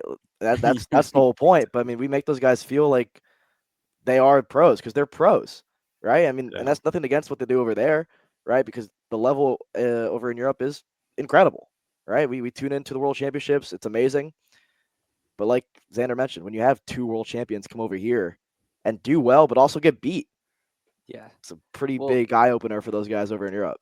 Well, not just that too, but I remember I was talking to Kremers at some point earlier in the year. I think it was after SuperNats, and he was talking about like the first time that PSL flew him out to Vegas. It was back when Norberg was still racing PSL. I think it was second to last year, and he was like, "Yeah, the first session I went out, I was expecting this to be a walk in the park. Like never really paid too much attention to the U.S. karting scene. Got started, and the first year was felt like the easiest pace advantage that he had." And then every year since then, it's got less and less and less and less. And then he said also as well as that, running the regular season shifter stuff. First time he shows up to SuperNats down in NOLA, the first weekend was the one where Connor subbed for Danny, 2 relatively easy wins for Marian. By the time you get to regular season 2023, the skin of his own teeth to win 1 Pro Tour championship, went winless in the regular season. And he's like, nowadays, like I look at the guys like Kyle, AJ, Gulick as well, and like yes, like on one hand, like bringing in some of the international competition is part of the appeal to running these races, but also seeing the guys like a Kyle Wicker, Jacob Gulick be so competitive and continuously both on the team side and the driver's side upping their game. Like, I think it's something to be said that not only do we have the most stacked all-star lineup that we've talked about on the shifter side of things that Billy was mentioning earlier, but our own guys have really stepped up in the last few years. I think that also brings in a lot of the European drivers in the equation, a lot of the international drivers, just being able to see, like, these guys that are in the top 10 on the American side are no pushovers. Like last year, for example, this year I think was more European balanced on the top 10, but last year at the start of Supernats, I mean, you had the GFCs running up front and qualifying in every heat. You had AJ starting on the pole in Super Sunday. Like, there's American representation all the way throughout. And to see that, to see our regular season events and Supernats and everything in between continuing to grow, I think is really encouraging for the sport. Yeah, I mean, metal sharpens metal, and at this and on the same note as well, domination invites challenge. So, Ryan winning as much as he did, Sodi coming over last year, and Terry making the moves that he did to get them fleshed out really well as a brand, I think spurred Kart Republic to then double down a bit heavier this year with Trinity in across the board classes. Last year they had brought over Turney. And that was without a doubt, like hey, we need to get someone to start winning besides just, all of Mike Rollison's Cosmics. So on that aspect, it's great. And then on the shifter side, like you said, metal sharpens metal. Marin came over and dude, it was a 10-second plus margin of victory that first time at NOLA. And that was with a typical 20-lap main. So would have been even more if he would have been able to, have the longer distance here. But without a doubt, all of our guys have stepped up. Now there's a trade-off with that too, and this was already well in the works before we even really kind of got into the game. But, at the same point, there was a cool factor that there were guys rocking up to Pro Tour races in X30 or shifter on a much more casual basis. Good driver, top-level driver, but maybe on older equipment. In that same year that Louis Pagano is winning Supernats and winning out in a Grand Slam bottom of the ninth NASCAR playoffs level win to win the Pro Tour title and the race, Jarsicrack started top 10, ran top 10 all week on a 3-year-old Tony kart. And he had run that kart all year and had won races with it. There were a number of other stories like that of guys running on, not so great equipment and the perceived cost or maybe the real cost to go and win any of our major races outside of probably the KZ class at Supernats was lower. So that's why, to me, the pro show, first of all, I've never been the hugest fan of the changes we were hoping to make, that being the title for it. It's just, hey, that's where it went. And I don't want to say that to take credit either, because Stars, Christian, Joe, Jackson, they took input from us, and it's been a collaborative effort. But this was also just as much a pioneering effort on their end of doing exactly like what you said, Alex, which was to make the drivers feel like stars. That was what Joe's dad preached. That's one of their favorite taglines, is make them famous. That was kind of the idea as well. And that was the idea, I think, behind, us helping SCUSA do the same thing. I think having those adult classes be something that the kids want to be in and be a part of is great. But I don't think that the sport should ever let the evolution of anything go unchecked, for that matter, because that's how you get a couple years down the line and you have no idea how things have spiraled from what was once a $5,000 race weekend to a $20,000 race weekend. And so that was another reason why I wanted to kind of go down that alternate route and explore and see, is there a way that we could at least get a little more value out of the manpower we got? Maybe limit the tires a little bit, limit some seat time, some engine time, for example. Can we kind of keep these guys from themselves? Because they're gonna keep trying to find ways to spend money to win races. That's another thing that, for example, NASCAR is working through right now with the next gen car. was brought in to be the spec format. They're like, oh, everybody buys the same car. Field's going to get more equal. Well, you know, Hendrick Motorsports, Joe Gibbs Racing, all of the big teams that have dominated before, it took them a minute because not all of them got as much testing as some of the other teams who were doing development on the car, but they're still dominating the race. Team Penske's still a dominant team, and there's still other teams that can't figure it out and can't get there. Why? What did they do? They took the money and they spent it in other areas. And so, you know, that's why some guys will try to make the argument, and it's a valid, it does have some validity. I won't say I don't really, I wouldn't say it's a one size fits all of spec versus open is better. But sometimes you can try to do something to save these guys money and they're going to try to spend it anyway.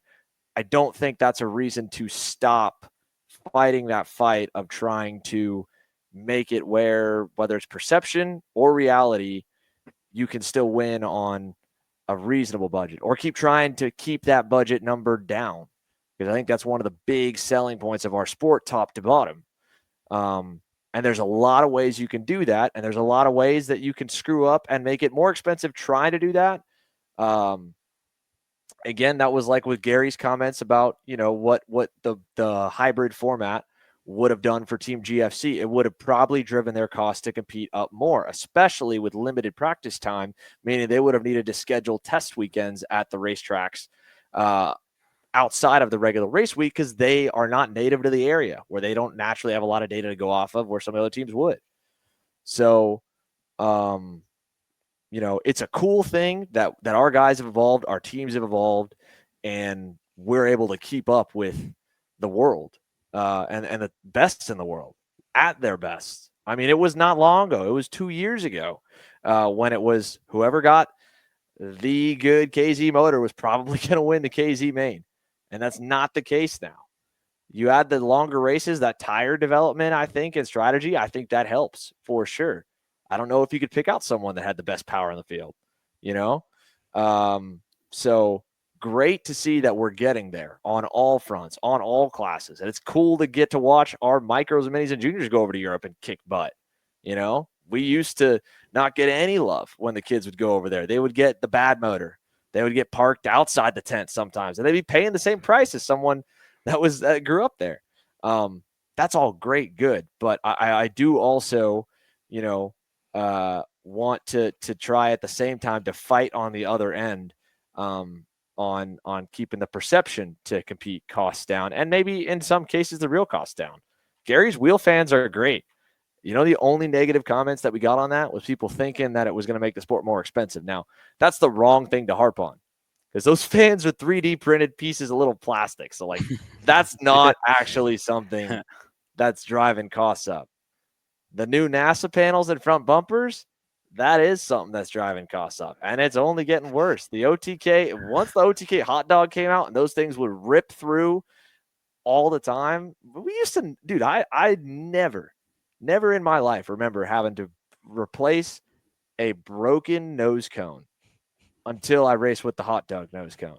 And then I had one wreck and that thing got hit and it shifted and the bolt went right through. I also saw a lot of guys moving off of the new styles to the older styles throughout the weekend, like mid-weekend. Heat race to heat race, they're like swapping over because I don't know if it was, I think, aero wash that was bad or some guys were complaining about different things. So that's one of the big things, and I want to hear your take on it. You obviously started a little bit, but what's your whole thought on the new style of nose cones and all the new aero that's coming out? Well, you know, I think I would have said something a little bit different probably before listening to Dave's talks with Jordan Lennox and seeing him in action, talking to more people about him. You know, I'm not a fan of us trying to get closer and closer to an F1 car or an Indy car because we're at the beginning of our aerodynamic evolution, maybe a decade in. They're nearly a full century in. We've seen how this goes. We can look to the other racing series and see what it's done to their on-track product. I think one of karting's big selling points is the on-track product. So just because it's cool to say that a go-kart creates downforce, I do not think is a good thing for the sport because I don't want to have aero wash, and I don't remember growing up as a kid having it. when I was racing. Now, there is always going to be a little bit of it. And as you kind of learn more about aerodynamics in general, the faster we go specifically to the turns, as the frames, drivers, tires change, that's just going to matter more. Because it's not like we're going breakneck speeds compared to 2002. But I'm not a fan of adding stuff because it's cool, and it could make the cart, affect the handling. I do think it is cool that what they're trying to do, it sounds like, is get more air directed to the tires to cool the tires. I don't think that's a bad thing because we've had air ducts for the brake system for a long time. And I know that the jury's been out on that for a long time of whether or not that actually makes a difference in cooling your brakes. I mean, I've run with the brake duct and I forgot to put the brake duct in around my seat to direct more air to the brake. And I can't tell you I felt difference, Emery. I mean, you're smiling. I don't know. It's a complete fallacy. Yeah. So placebo. Yeah. So some of that being smoke and mirrors, right? Like, it's cool to have a guy like Billy come on and be so open, Kyle was running around. Billy was I think he was basically the only guy in the top 10 of either pro division that was willing to run the onboard shifter or X30. Some of them because we kind of sprung on them last minute and we had a heavier duty mount. We were going to throw it on and we didn't have one of the side-by-side Odenthal mounts to throw at it, just kind of on this last second add. So, the added weight could make a difference. And you look at how close that X30 main was. I mean, if someone in that 4-car pack was able to run 1/10 lower or 1 pound lower, or if they had a camera that was 2 to 3 pounds heavier and poked a hole in the air, they may not have been in that pack at the end of the race. If Turney had that camera on, would he have all of a sudden just been a tick further back to Moya and Norberg and had to block a little bit earlier and a totally different outcome, right? So I get it. But it is really cool having guys like Billy be so open about that stuff because, like Emery said, dude, there's people that swear by some of this and swear by I'd love to hear someone be really open about, look, back-to-back, head-to-head, tested the new bodywork, not a paid ambassador, not a factory driver, not trying to sell you the bodywork. I'm telling you it makes a difference or I'm telling you it doesn't. And what it's meant to do, I'm sure it's meant to be a mix of both. And, at the end of the day too, like I don't want people to listen and think that I think in some delusional world that the factories are doing this extra bodywork development to make us formula cars, because part of what some of those guys are trying to do is they are trying to fight the aero wash that they're experiencing because they want to go and win races and not have to start at the pole to win them either. So, my original fear that maybe that was where we're going to go and we're going to make our racing worse, I still have it, maybe not as outspoken as it was before. But it is one of those things where I'm like, man, I pucker. I haven't even looked at what the new pricing is going to be for all those models. But once I saw the $250 price for the hot dog OTK bun nose cone, I was like, oh, God, so I don't know where these are going to end up. They definitely don't look fun to put sticker kits on. I can tell you that much either. Yeah, that looks like it's taking a lot longer. That's another cost too. That's labor of some kind. So it's cool and it's not. And I'm all for what helps the racing. I think people. I get asked a lot of what our goal is, right? Or I think maybe not asked a lot. I think people assume what Kart Chaser's intent is, and I feel like they get it wrong because I haven't ever done the best job of explaining it. We're in karting and we've done what we've done because I think there's a real chance that if the sport grows in the right direction, we can make a lot of cool opportunities for drivers to get to continue to race based on their talent and merit. If I thought that there was an opportunity to get more merit-based opportunities in another discipline of racing, that's where we'd be. So every move that we make, everything like that, like that's what it's for. So when I talk about like cost of the sport, obviously I'm in part talking about, someone like me and my dad when we were starting racing, not having to spend as much as we did, or would have had to spend maybe more in the modern era. But I also hate seeing that balance equation, like we talked about earlier, with the pro guys getting more imbalanced in the wrong direction. I don't want to see the cost to win a Supernats get to $50,000 and still only paying 10. That's not good for anybody, and definitely not good for the hope and the dream of believing that we can make a home or an opportunity for more guys that have earned it and deserved it than what there is right now. You made a good point as of 10, 15 minutes ago about Morgado.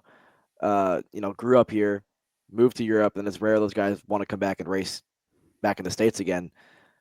How close do you think the States are to being like a destination place for karting, for guys from Europe to actually come over here and want to go karting? I had this debate with Liberante a little bit a couple months ago.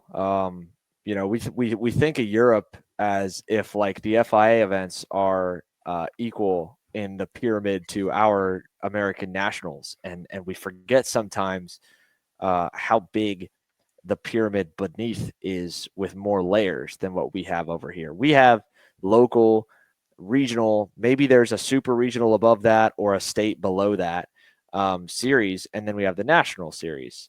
And the nationals are, I guess, maybe super regionals by association, but either way, like they've got international down to national, and then down to like very, very active clubs in a lot of areas. And to be fair, racing to racing, like number of racing drivers, us to them, it's probably not as big of a delta as like the karting, road course karting numbers would make it seem, because we've got all this oval racing over here that they don't have.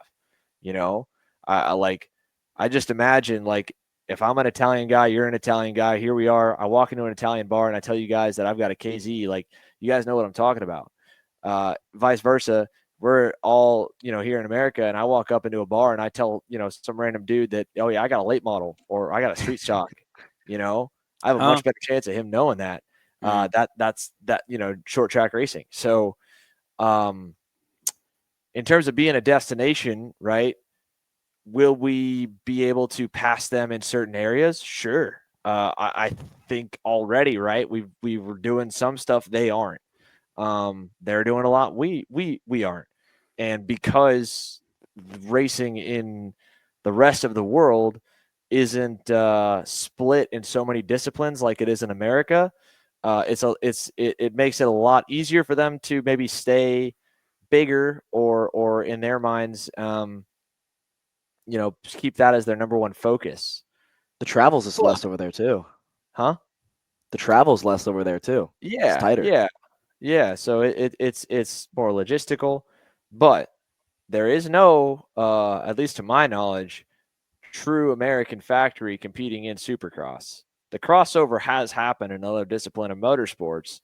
At one point, European motocross was king of the land, and the exposure and the purse money and the bike sales residually from a brand winning a Supercross title past the European FIM motocross championship. I was just watching a YouTube video today, and they were talking almost in the same light as kind of how we are talking, but maybe a little bit further ahead from, I think it was Racer X magazine, or maybe it was, I can't remember which of the moto channels, but just popped up, and they were talking about all these different Euro factory motocross guys that are going to be coming to Supercross the next year or two on contracts from the factory.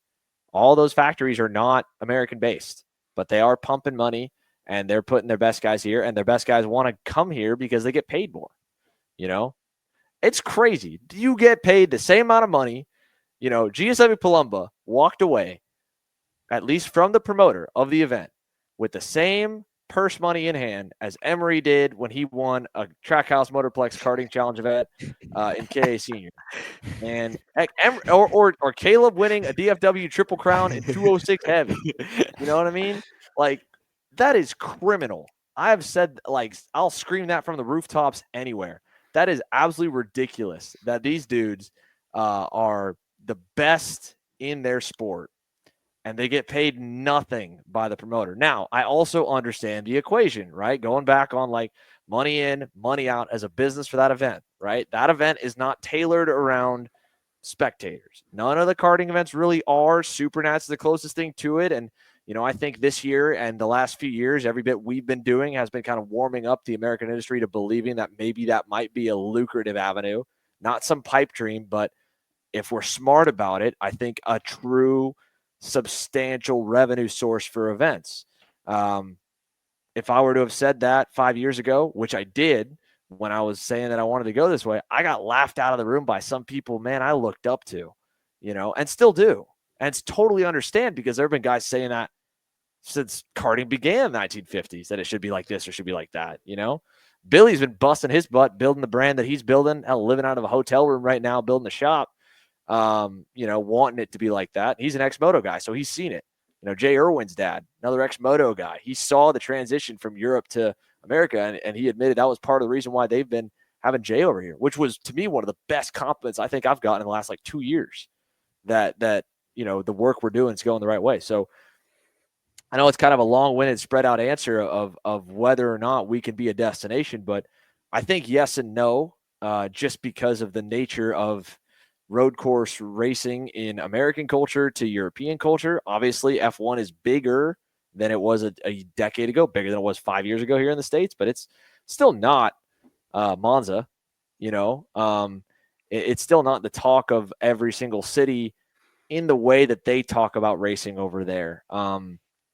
Which, our boy David he did a great breakdown. I don't know if you guys have seen, but a shout out to those watching the podcast too, to go see our employee and an awesome friend of the program, David Land.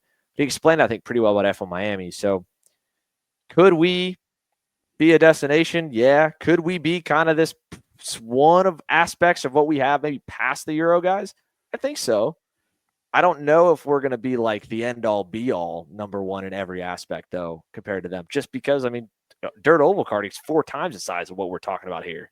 There was an indoor event, I think, about last week, or maybe it's this week, 1,200 entries, 1,200. Wow. To an indoor dirt oval karting event. The Big O every year from Maxxis pulls 950. Mm-hmm.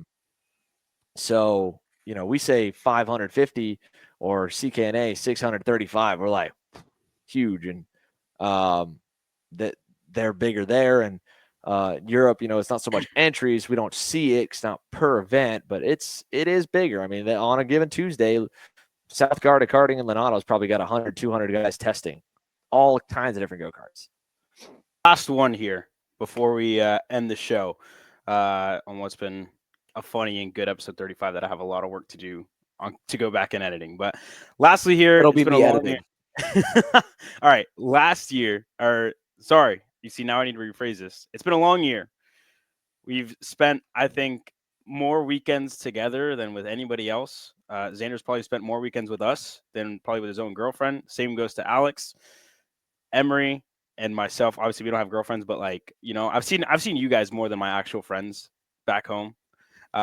So what are some of the best memories that you guys have had this year? We'll do one, I guess, on track of you're racing or whatever, and then one off track of away from the racetrack spending time. Alex, we'll start with you. Again? Oh my Yes. God. Okay. I actually have not thought about this at all. So this is on the spot. But okay, SuperNats was amazing. And like I said, that Pro Shifter final was the most fun race I've ever watched. I'm not going to make that my answer, though. I actually think I'm going to personalize it more. I think for you and I, Caleb, or at least for me, being in the trenches of that Morgado, Formal, Orlando race, especially when the contact happened, and we were watching that pretty much with the PSL and RPG guys, and how insane it got in that moment, and even in the scale line. Just being a part of that was cool. Maybe it wasn't my best memory, but it was just really cool to be down there and in that environment and seeing, because that was the first iteration of the Pro Show, right? That was it. So I couldn't really have thought of a better race to kickstart it all. So that was pretty cool. Off track, we've had a lot of fun times as a crew, right? I think this year less than usual. We've done more of the hotel style than Airbnb stuff. And I know we've talked about it. The B&B stuff is fun because we all get to come back as a crew, but obviously logistically doesn't happen all the time. But we always do a really good job of hanging out, whether it's at the track or not. So I really don't know. Obviously, Supernats, I'd say, was a really good time in general. We all did a pretty good job of hanging out as best as we could. I thought you said Super Bowl. Watching the Super Bowl in Homestead Ooh, this you year. know what? That was Actually, fun. yeah, you know what? Oh, That's a good that one. was good. That That was good. fun. That was fun, and also because that's the craziest Airbnb in the world. With like Waking up to the chicken and like roosters. pigs. Yeah.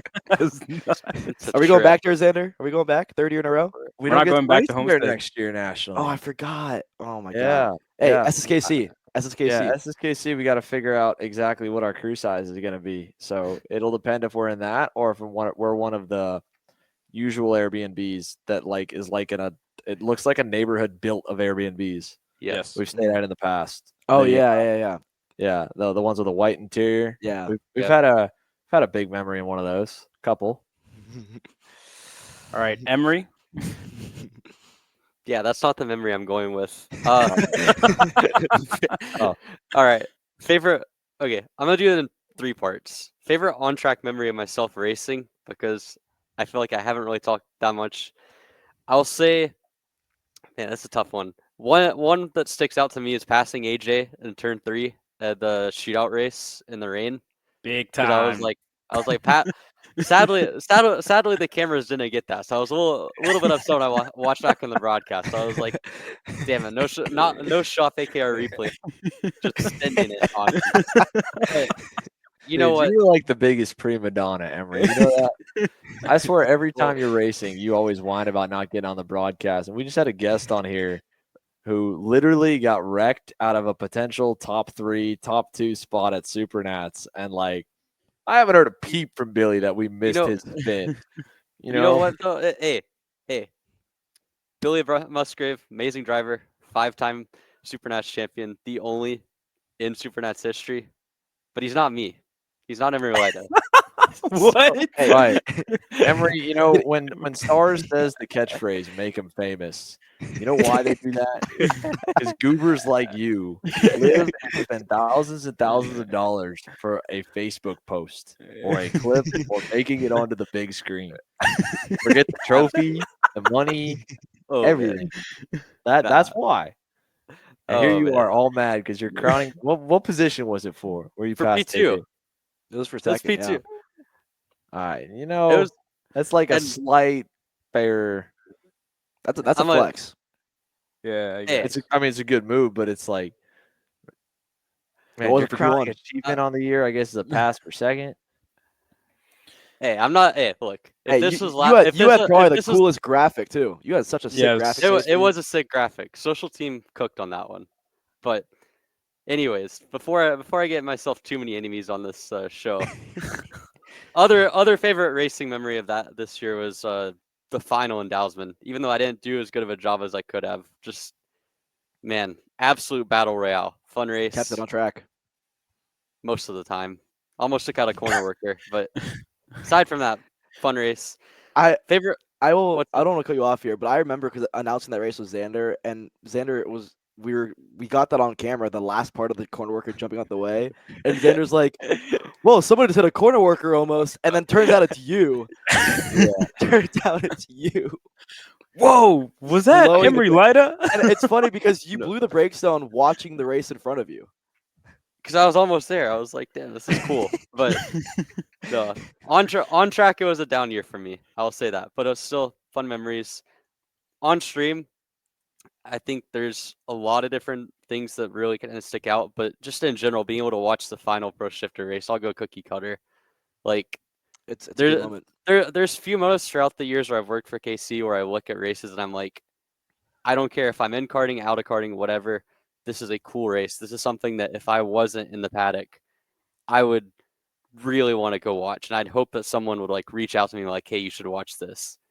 That moment, specifically the last 7 to 8 laps of that race, seeing Morgado chase down Kayak, seeing the buildup of it, and then seeing the last 2 laps ensue between Dinner and Vasile, like, to me, there's no manufactured part of that. There's no coverage that does it justice. That's just pure good racing. And I felt like even though there was a lot of stress in the moment on my end, a lot of stress on everyone's end, at its core, this is kind of the reasons that we go to the track, the product that we put out. And I feel like it was something amazing to watch. And then On the off-track side of things, Kings Island, Cincinnati, have not ridden a rotor.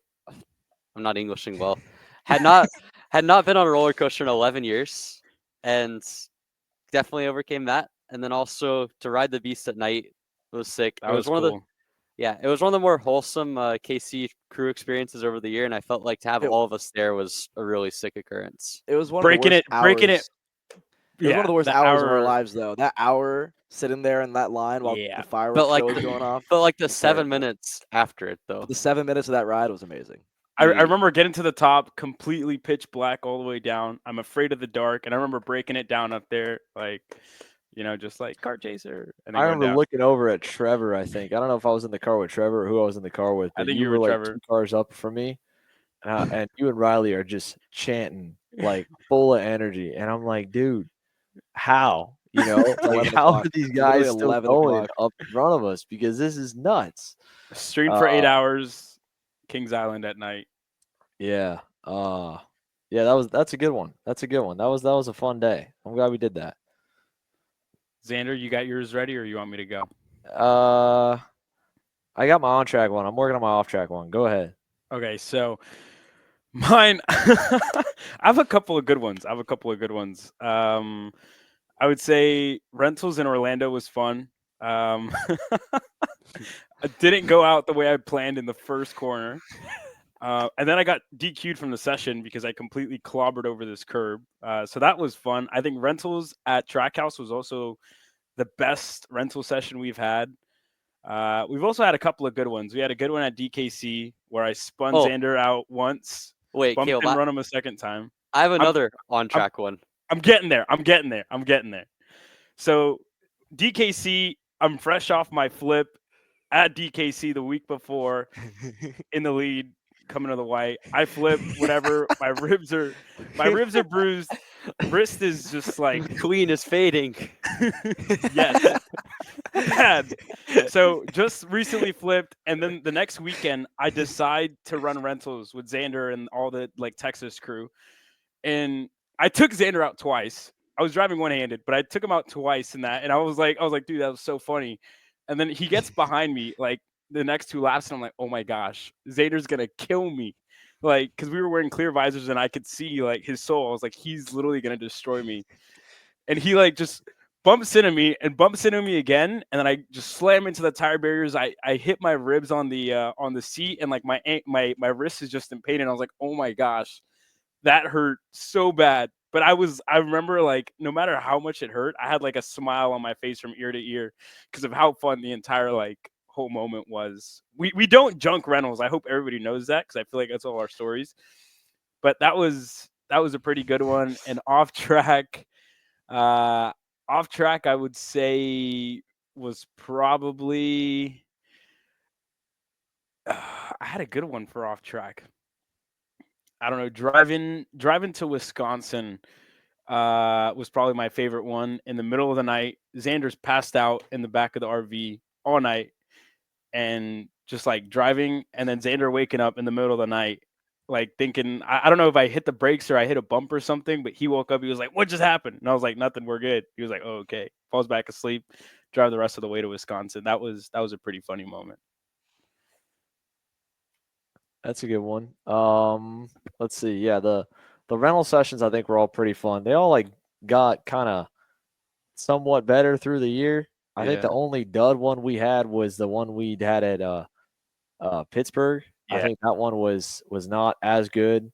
But the Trackhouse session was good because we didn't junk anything. And they let us race good, and I think it was actually kind of funny that the way they had the bias, but because those rental carts they got with front brakes now, was different. So that one was fun. Orlando was fun because to add on to Caleb's story at Orlando, only reason anyone did that, our whole crew, I think most of them weren't gonna do the rentals that day. And Caleb was talking a big game, a big game. We hadn't done them, might have been at least in a while, at least with everybody. Big game to go and self-spin in front of everyone. Leads the train. Locks up and self-spins on the outlap. And how far off were you? 3 seconds? I was 3 seconds off, yes. Pretty far off, man. No, but yeah, I did murder Caleb, and I gotta say, in that moment, all I could think was this goober Caleb has done it again. Like first he spun me, and then the second time when he just knocked the hell out of me out of the way, and I was so mad because running on DKC's track before they've redone the rental side now, the second track, I can't remember if that's north or south, but was super slick, so it was really tricky to kind of make up time on people in our group anyway, because it's all slow motion. And so it just like doubly frustrated me when Caleb, I was trying so hard to make up from the spin, try to like drive clean. Because I feel like if there's anyone that can't be mean or bad out of our group, it's usually me. So I try not to. But at that point, I was like, all right, Caleb, that's the second time in this race. I cannot get around him without him hitting me. So I actually used a different signal than this or this to Landon behind me to let him know that I was going to do something to Caleb, and it was with a different finger than this one.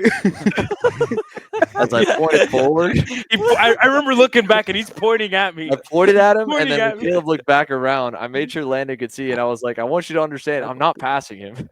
I don't think we can blur it. No, Censor, but we can blur. no. But yeah, the track house one was good.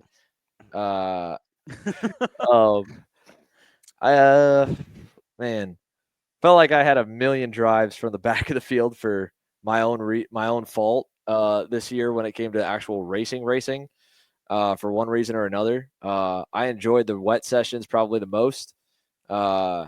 Crescent was fun to run good in the wet when our motor was cutting out for a bit, and then obviously I ran good after having, again, my own fault, terrible qualifying at Amarillo in the wet. So those were like, I guess, crowning good ones on track, and then a lot of woulda, coulda, shouldas elsewhere. So yeah, I guess the rental session's probably on track. If we're talking racing though, like watching it, man, USPKS Trackhouse had a great X30 main. The winter series are always usually pretty decent. There have been a couple good races. I think it's hard to think of one that would, again, like beat the SuperNats KZ one, because in the same way that like there was so much of it, I was sick of it when it came to swerving and like the end of the 2010s when I was race directing. There's so much like white lying. Like I'm just so bored of announcing races when I just watch the leader block successfully and not get knocked out of the way for doing it from lap 2 on. That for that, like the SuperNats KZ main, like I'm for it, because it was a shifter race where they didn't really do that all that much. I'm all for it at the beginning of the race when everyone's packed up, can't go backwards, and like I get it when it's the last couple laps. Like I feel like it should be allowed to defend. So, yeah, those are pretty good. It was funny. Like, I felt like for a lot of races this year, one class would have like good heats and then a bad main, or it'd have kind of so-so heats or a pre-final and like a good main. It wasn't ever like a good weekend. I mean, even KZ was kind of through the heats. It was cool in the one wet heat that like nobody thought they were going to run Friday night, heat 2. And then off track, man, trying to think of some other, memories that were pretty good. There was a couple funny ones at the Airbnbs at the start of the year. Orlando was a good time. With the while Caleb was up in Charlotte and we were doing Norberg's race. Man, overall though, I think, I was just so proud of you guys the whole week at SuperNats, and y'all were celebrating when the day ended, and the booth crew, like the moment we went off the air, we filmed it last year because we had the homie Jay, One Shot Photos, our big dog, our good buddy. He filmed a lot of the reactions once we turned our cameras off and everyone's celebrating. And dude, this year I puckered because these headsets are $250, and Carson, Riley, you, Emery, Brandon, Simon are jumping in a circle like elementary school kids that just won a soccer game and screaming on top of this 20 by 20 tent that we've got way too much money sitting on. And I know you guys down on pit lane were hugging the camera guys as soon as they came in, same thing. Like, it kind of dawned on me by Sunday night when we were hanging out and all going different ways, enjoying the end of SuperNats, that, we've gotten to basically feel like we've won that race 3 years ongoing, because that week is so hard to get through. And usually, I think we've had hiccups every single time, but at the same point, we were firing on all cylinders, having a really good day on Super Sunday, just about every year. So that feeling every year seems to get bigger and better and cooler and more fun, because this year we had the most amount of people that got to experience it last year, and it was like even better because they were, again, you guys talked about it, put more pressure on yourselves because you set a standard last year. You want to get better this year. So in terms of off-track moment, there was a lot of fun things we did, Airbnbs, hotels. We stayed up till 11 or midnight in the cold at Cincinnati by our camper, watching the Knoxville Nationals. Oh my over the gosh. summer, I forgot you guys about were that. chanting then too. Gosh. The Yes. Xander and his dumbass friends comment is always ringing true at a lot of those weekends, because you guys have a good time. And I think there's a really, really prideful thing for me getting to see you guys enjoying being on the track and making friends with each other. I mean, you look at what brings everyone together. It's exactly what I was hoping would happen. I didn't expect to happen so much internally with our brand, but building these friendships and relationships are going to last a long time. You guys have only known each other and gotten close over the last couple of years, but I've seen it, man. It's so cool to get to see you guys all grow and get to be friends and build these bonds. Like you said, we've been on the road hanging out with each other more than we have with most other people. So seeing that all kind of come together at the end of a SuperNats like that, a big event, and it's happened a lot of other big events we've done too. Miami Grand, same thing. CK&A Grands, got through that one. Everybody was so tired from CK&A Grands with the 24 hours of racing. I think we all passed out more if we celebrated. But, we get to these weekends, and a lot of times it's like we're celebrating like we won the race. That's a cool feeling. I mean, nobody else can say they basically won 3 SuperNats in a row. Our whole Big team time. basically can. 3-time SuperNats champion, Yeah, so 4-time Miami Grand National champion. I don't know. The list goes on and on. yeah. So that part's cool. I think that each year is always pretty fun for me, getting to see how much you guys get to celebrate how the hard work you guys have put in, and watching that. That's a cool feeling. Our like SuperNats post Sunday DJ session didn't get blasted to the paddock this year, but that was another good one, another banger by DJ Ben. But this is by far the longest episode we've had. Xander, you obviously are our boss, but we give all of our guests a little bit of time to promote themselves, what you have coming up in the next couple of months, what's new for Kart Chaser next year, some stuff you want to break, or I don't know, whatever you want to say. Floor is yours, man. Yeah. A lot of the same, in terms of events we're doing. You guys, we've got some cool plans going. Really, I think it's tidying up. Big priority is to finish up the process of getting a really, really good interview mic system down on our own. There's a lot of things on the wish list that I think would be really cool.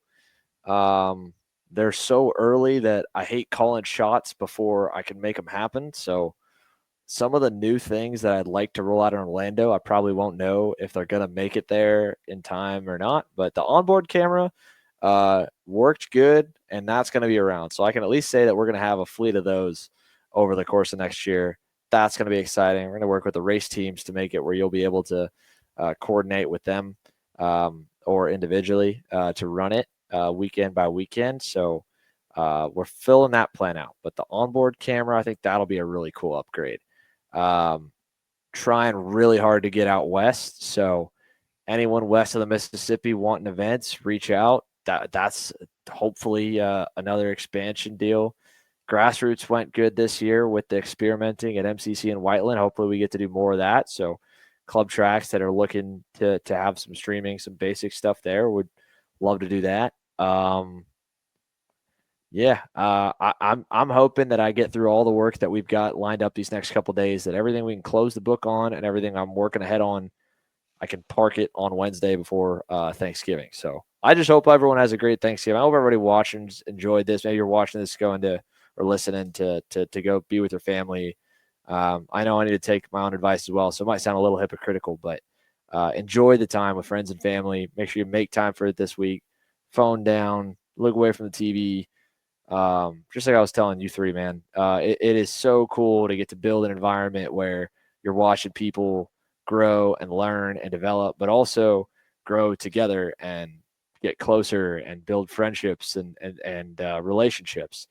And I mean, that's what it's all about, right? The journey is the destination. So do we have cool stuff next year? Yeah, we'll figure it out. We'll have some cool stuff. We'll have a lot of races, but man, I'm excited to go on the road with you boys again. The rest of our team. That's what's made this so fun, so easy to spend those late nights, and maybe not as late as I should have done SuperNats, or as early, but that's why, man. So it'll be good. Be a fun next year, some way. Dang, got us tearing up over here. Well, we appreciate you. Appreciate you coming on, taking time out of your night to come on. And yeah, we'll see you after Thanksgiving. So happy Thanksgiving for everybody. That was Xander Clements. Xander, we appreciate you for coming on. Thanks, boys. Thank you, Xander. Thank you. Well, there you guys had it from Xander. That was a cool thing to hear from all of us here at KC Grid Talk. We wish all of you a happy Thanksgiving whenever you guys will be seeing this. For myself, Caleb Vieska, Emery Light, and Alexander Searle, thank you for joining us for episode number 35, I think, already. So a whole year of KC Grid Talk. Boys, it's been a good one. I joined you guys for half of it, but it's been a pleasure getting to share this. We got some cool stuff coming up in December as well. I know we got some more episodes, some cool stuff that we're planning on doing. So hopefully we can get that out for you guys. But from all of us here at KC Grid Talk, we appreciate you. Hope you have a happy Thanksgiving.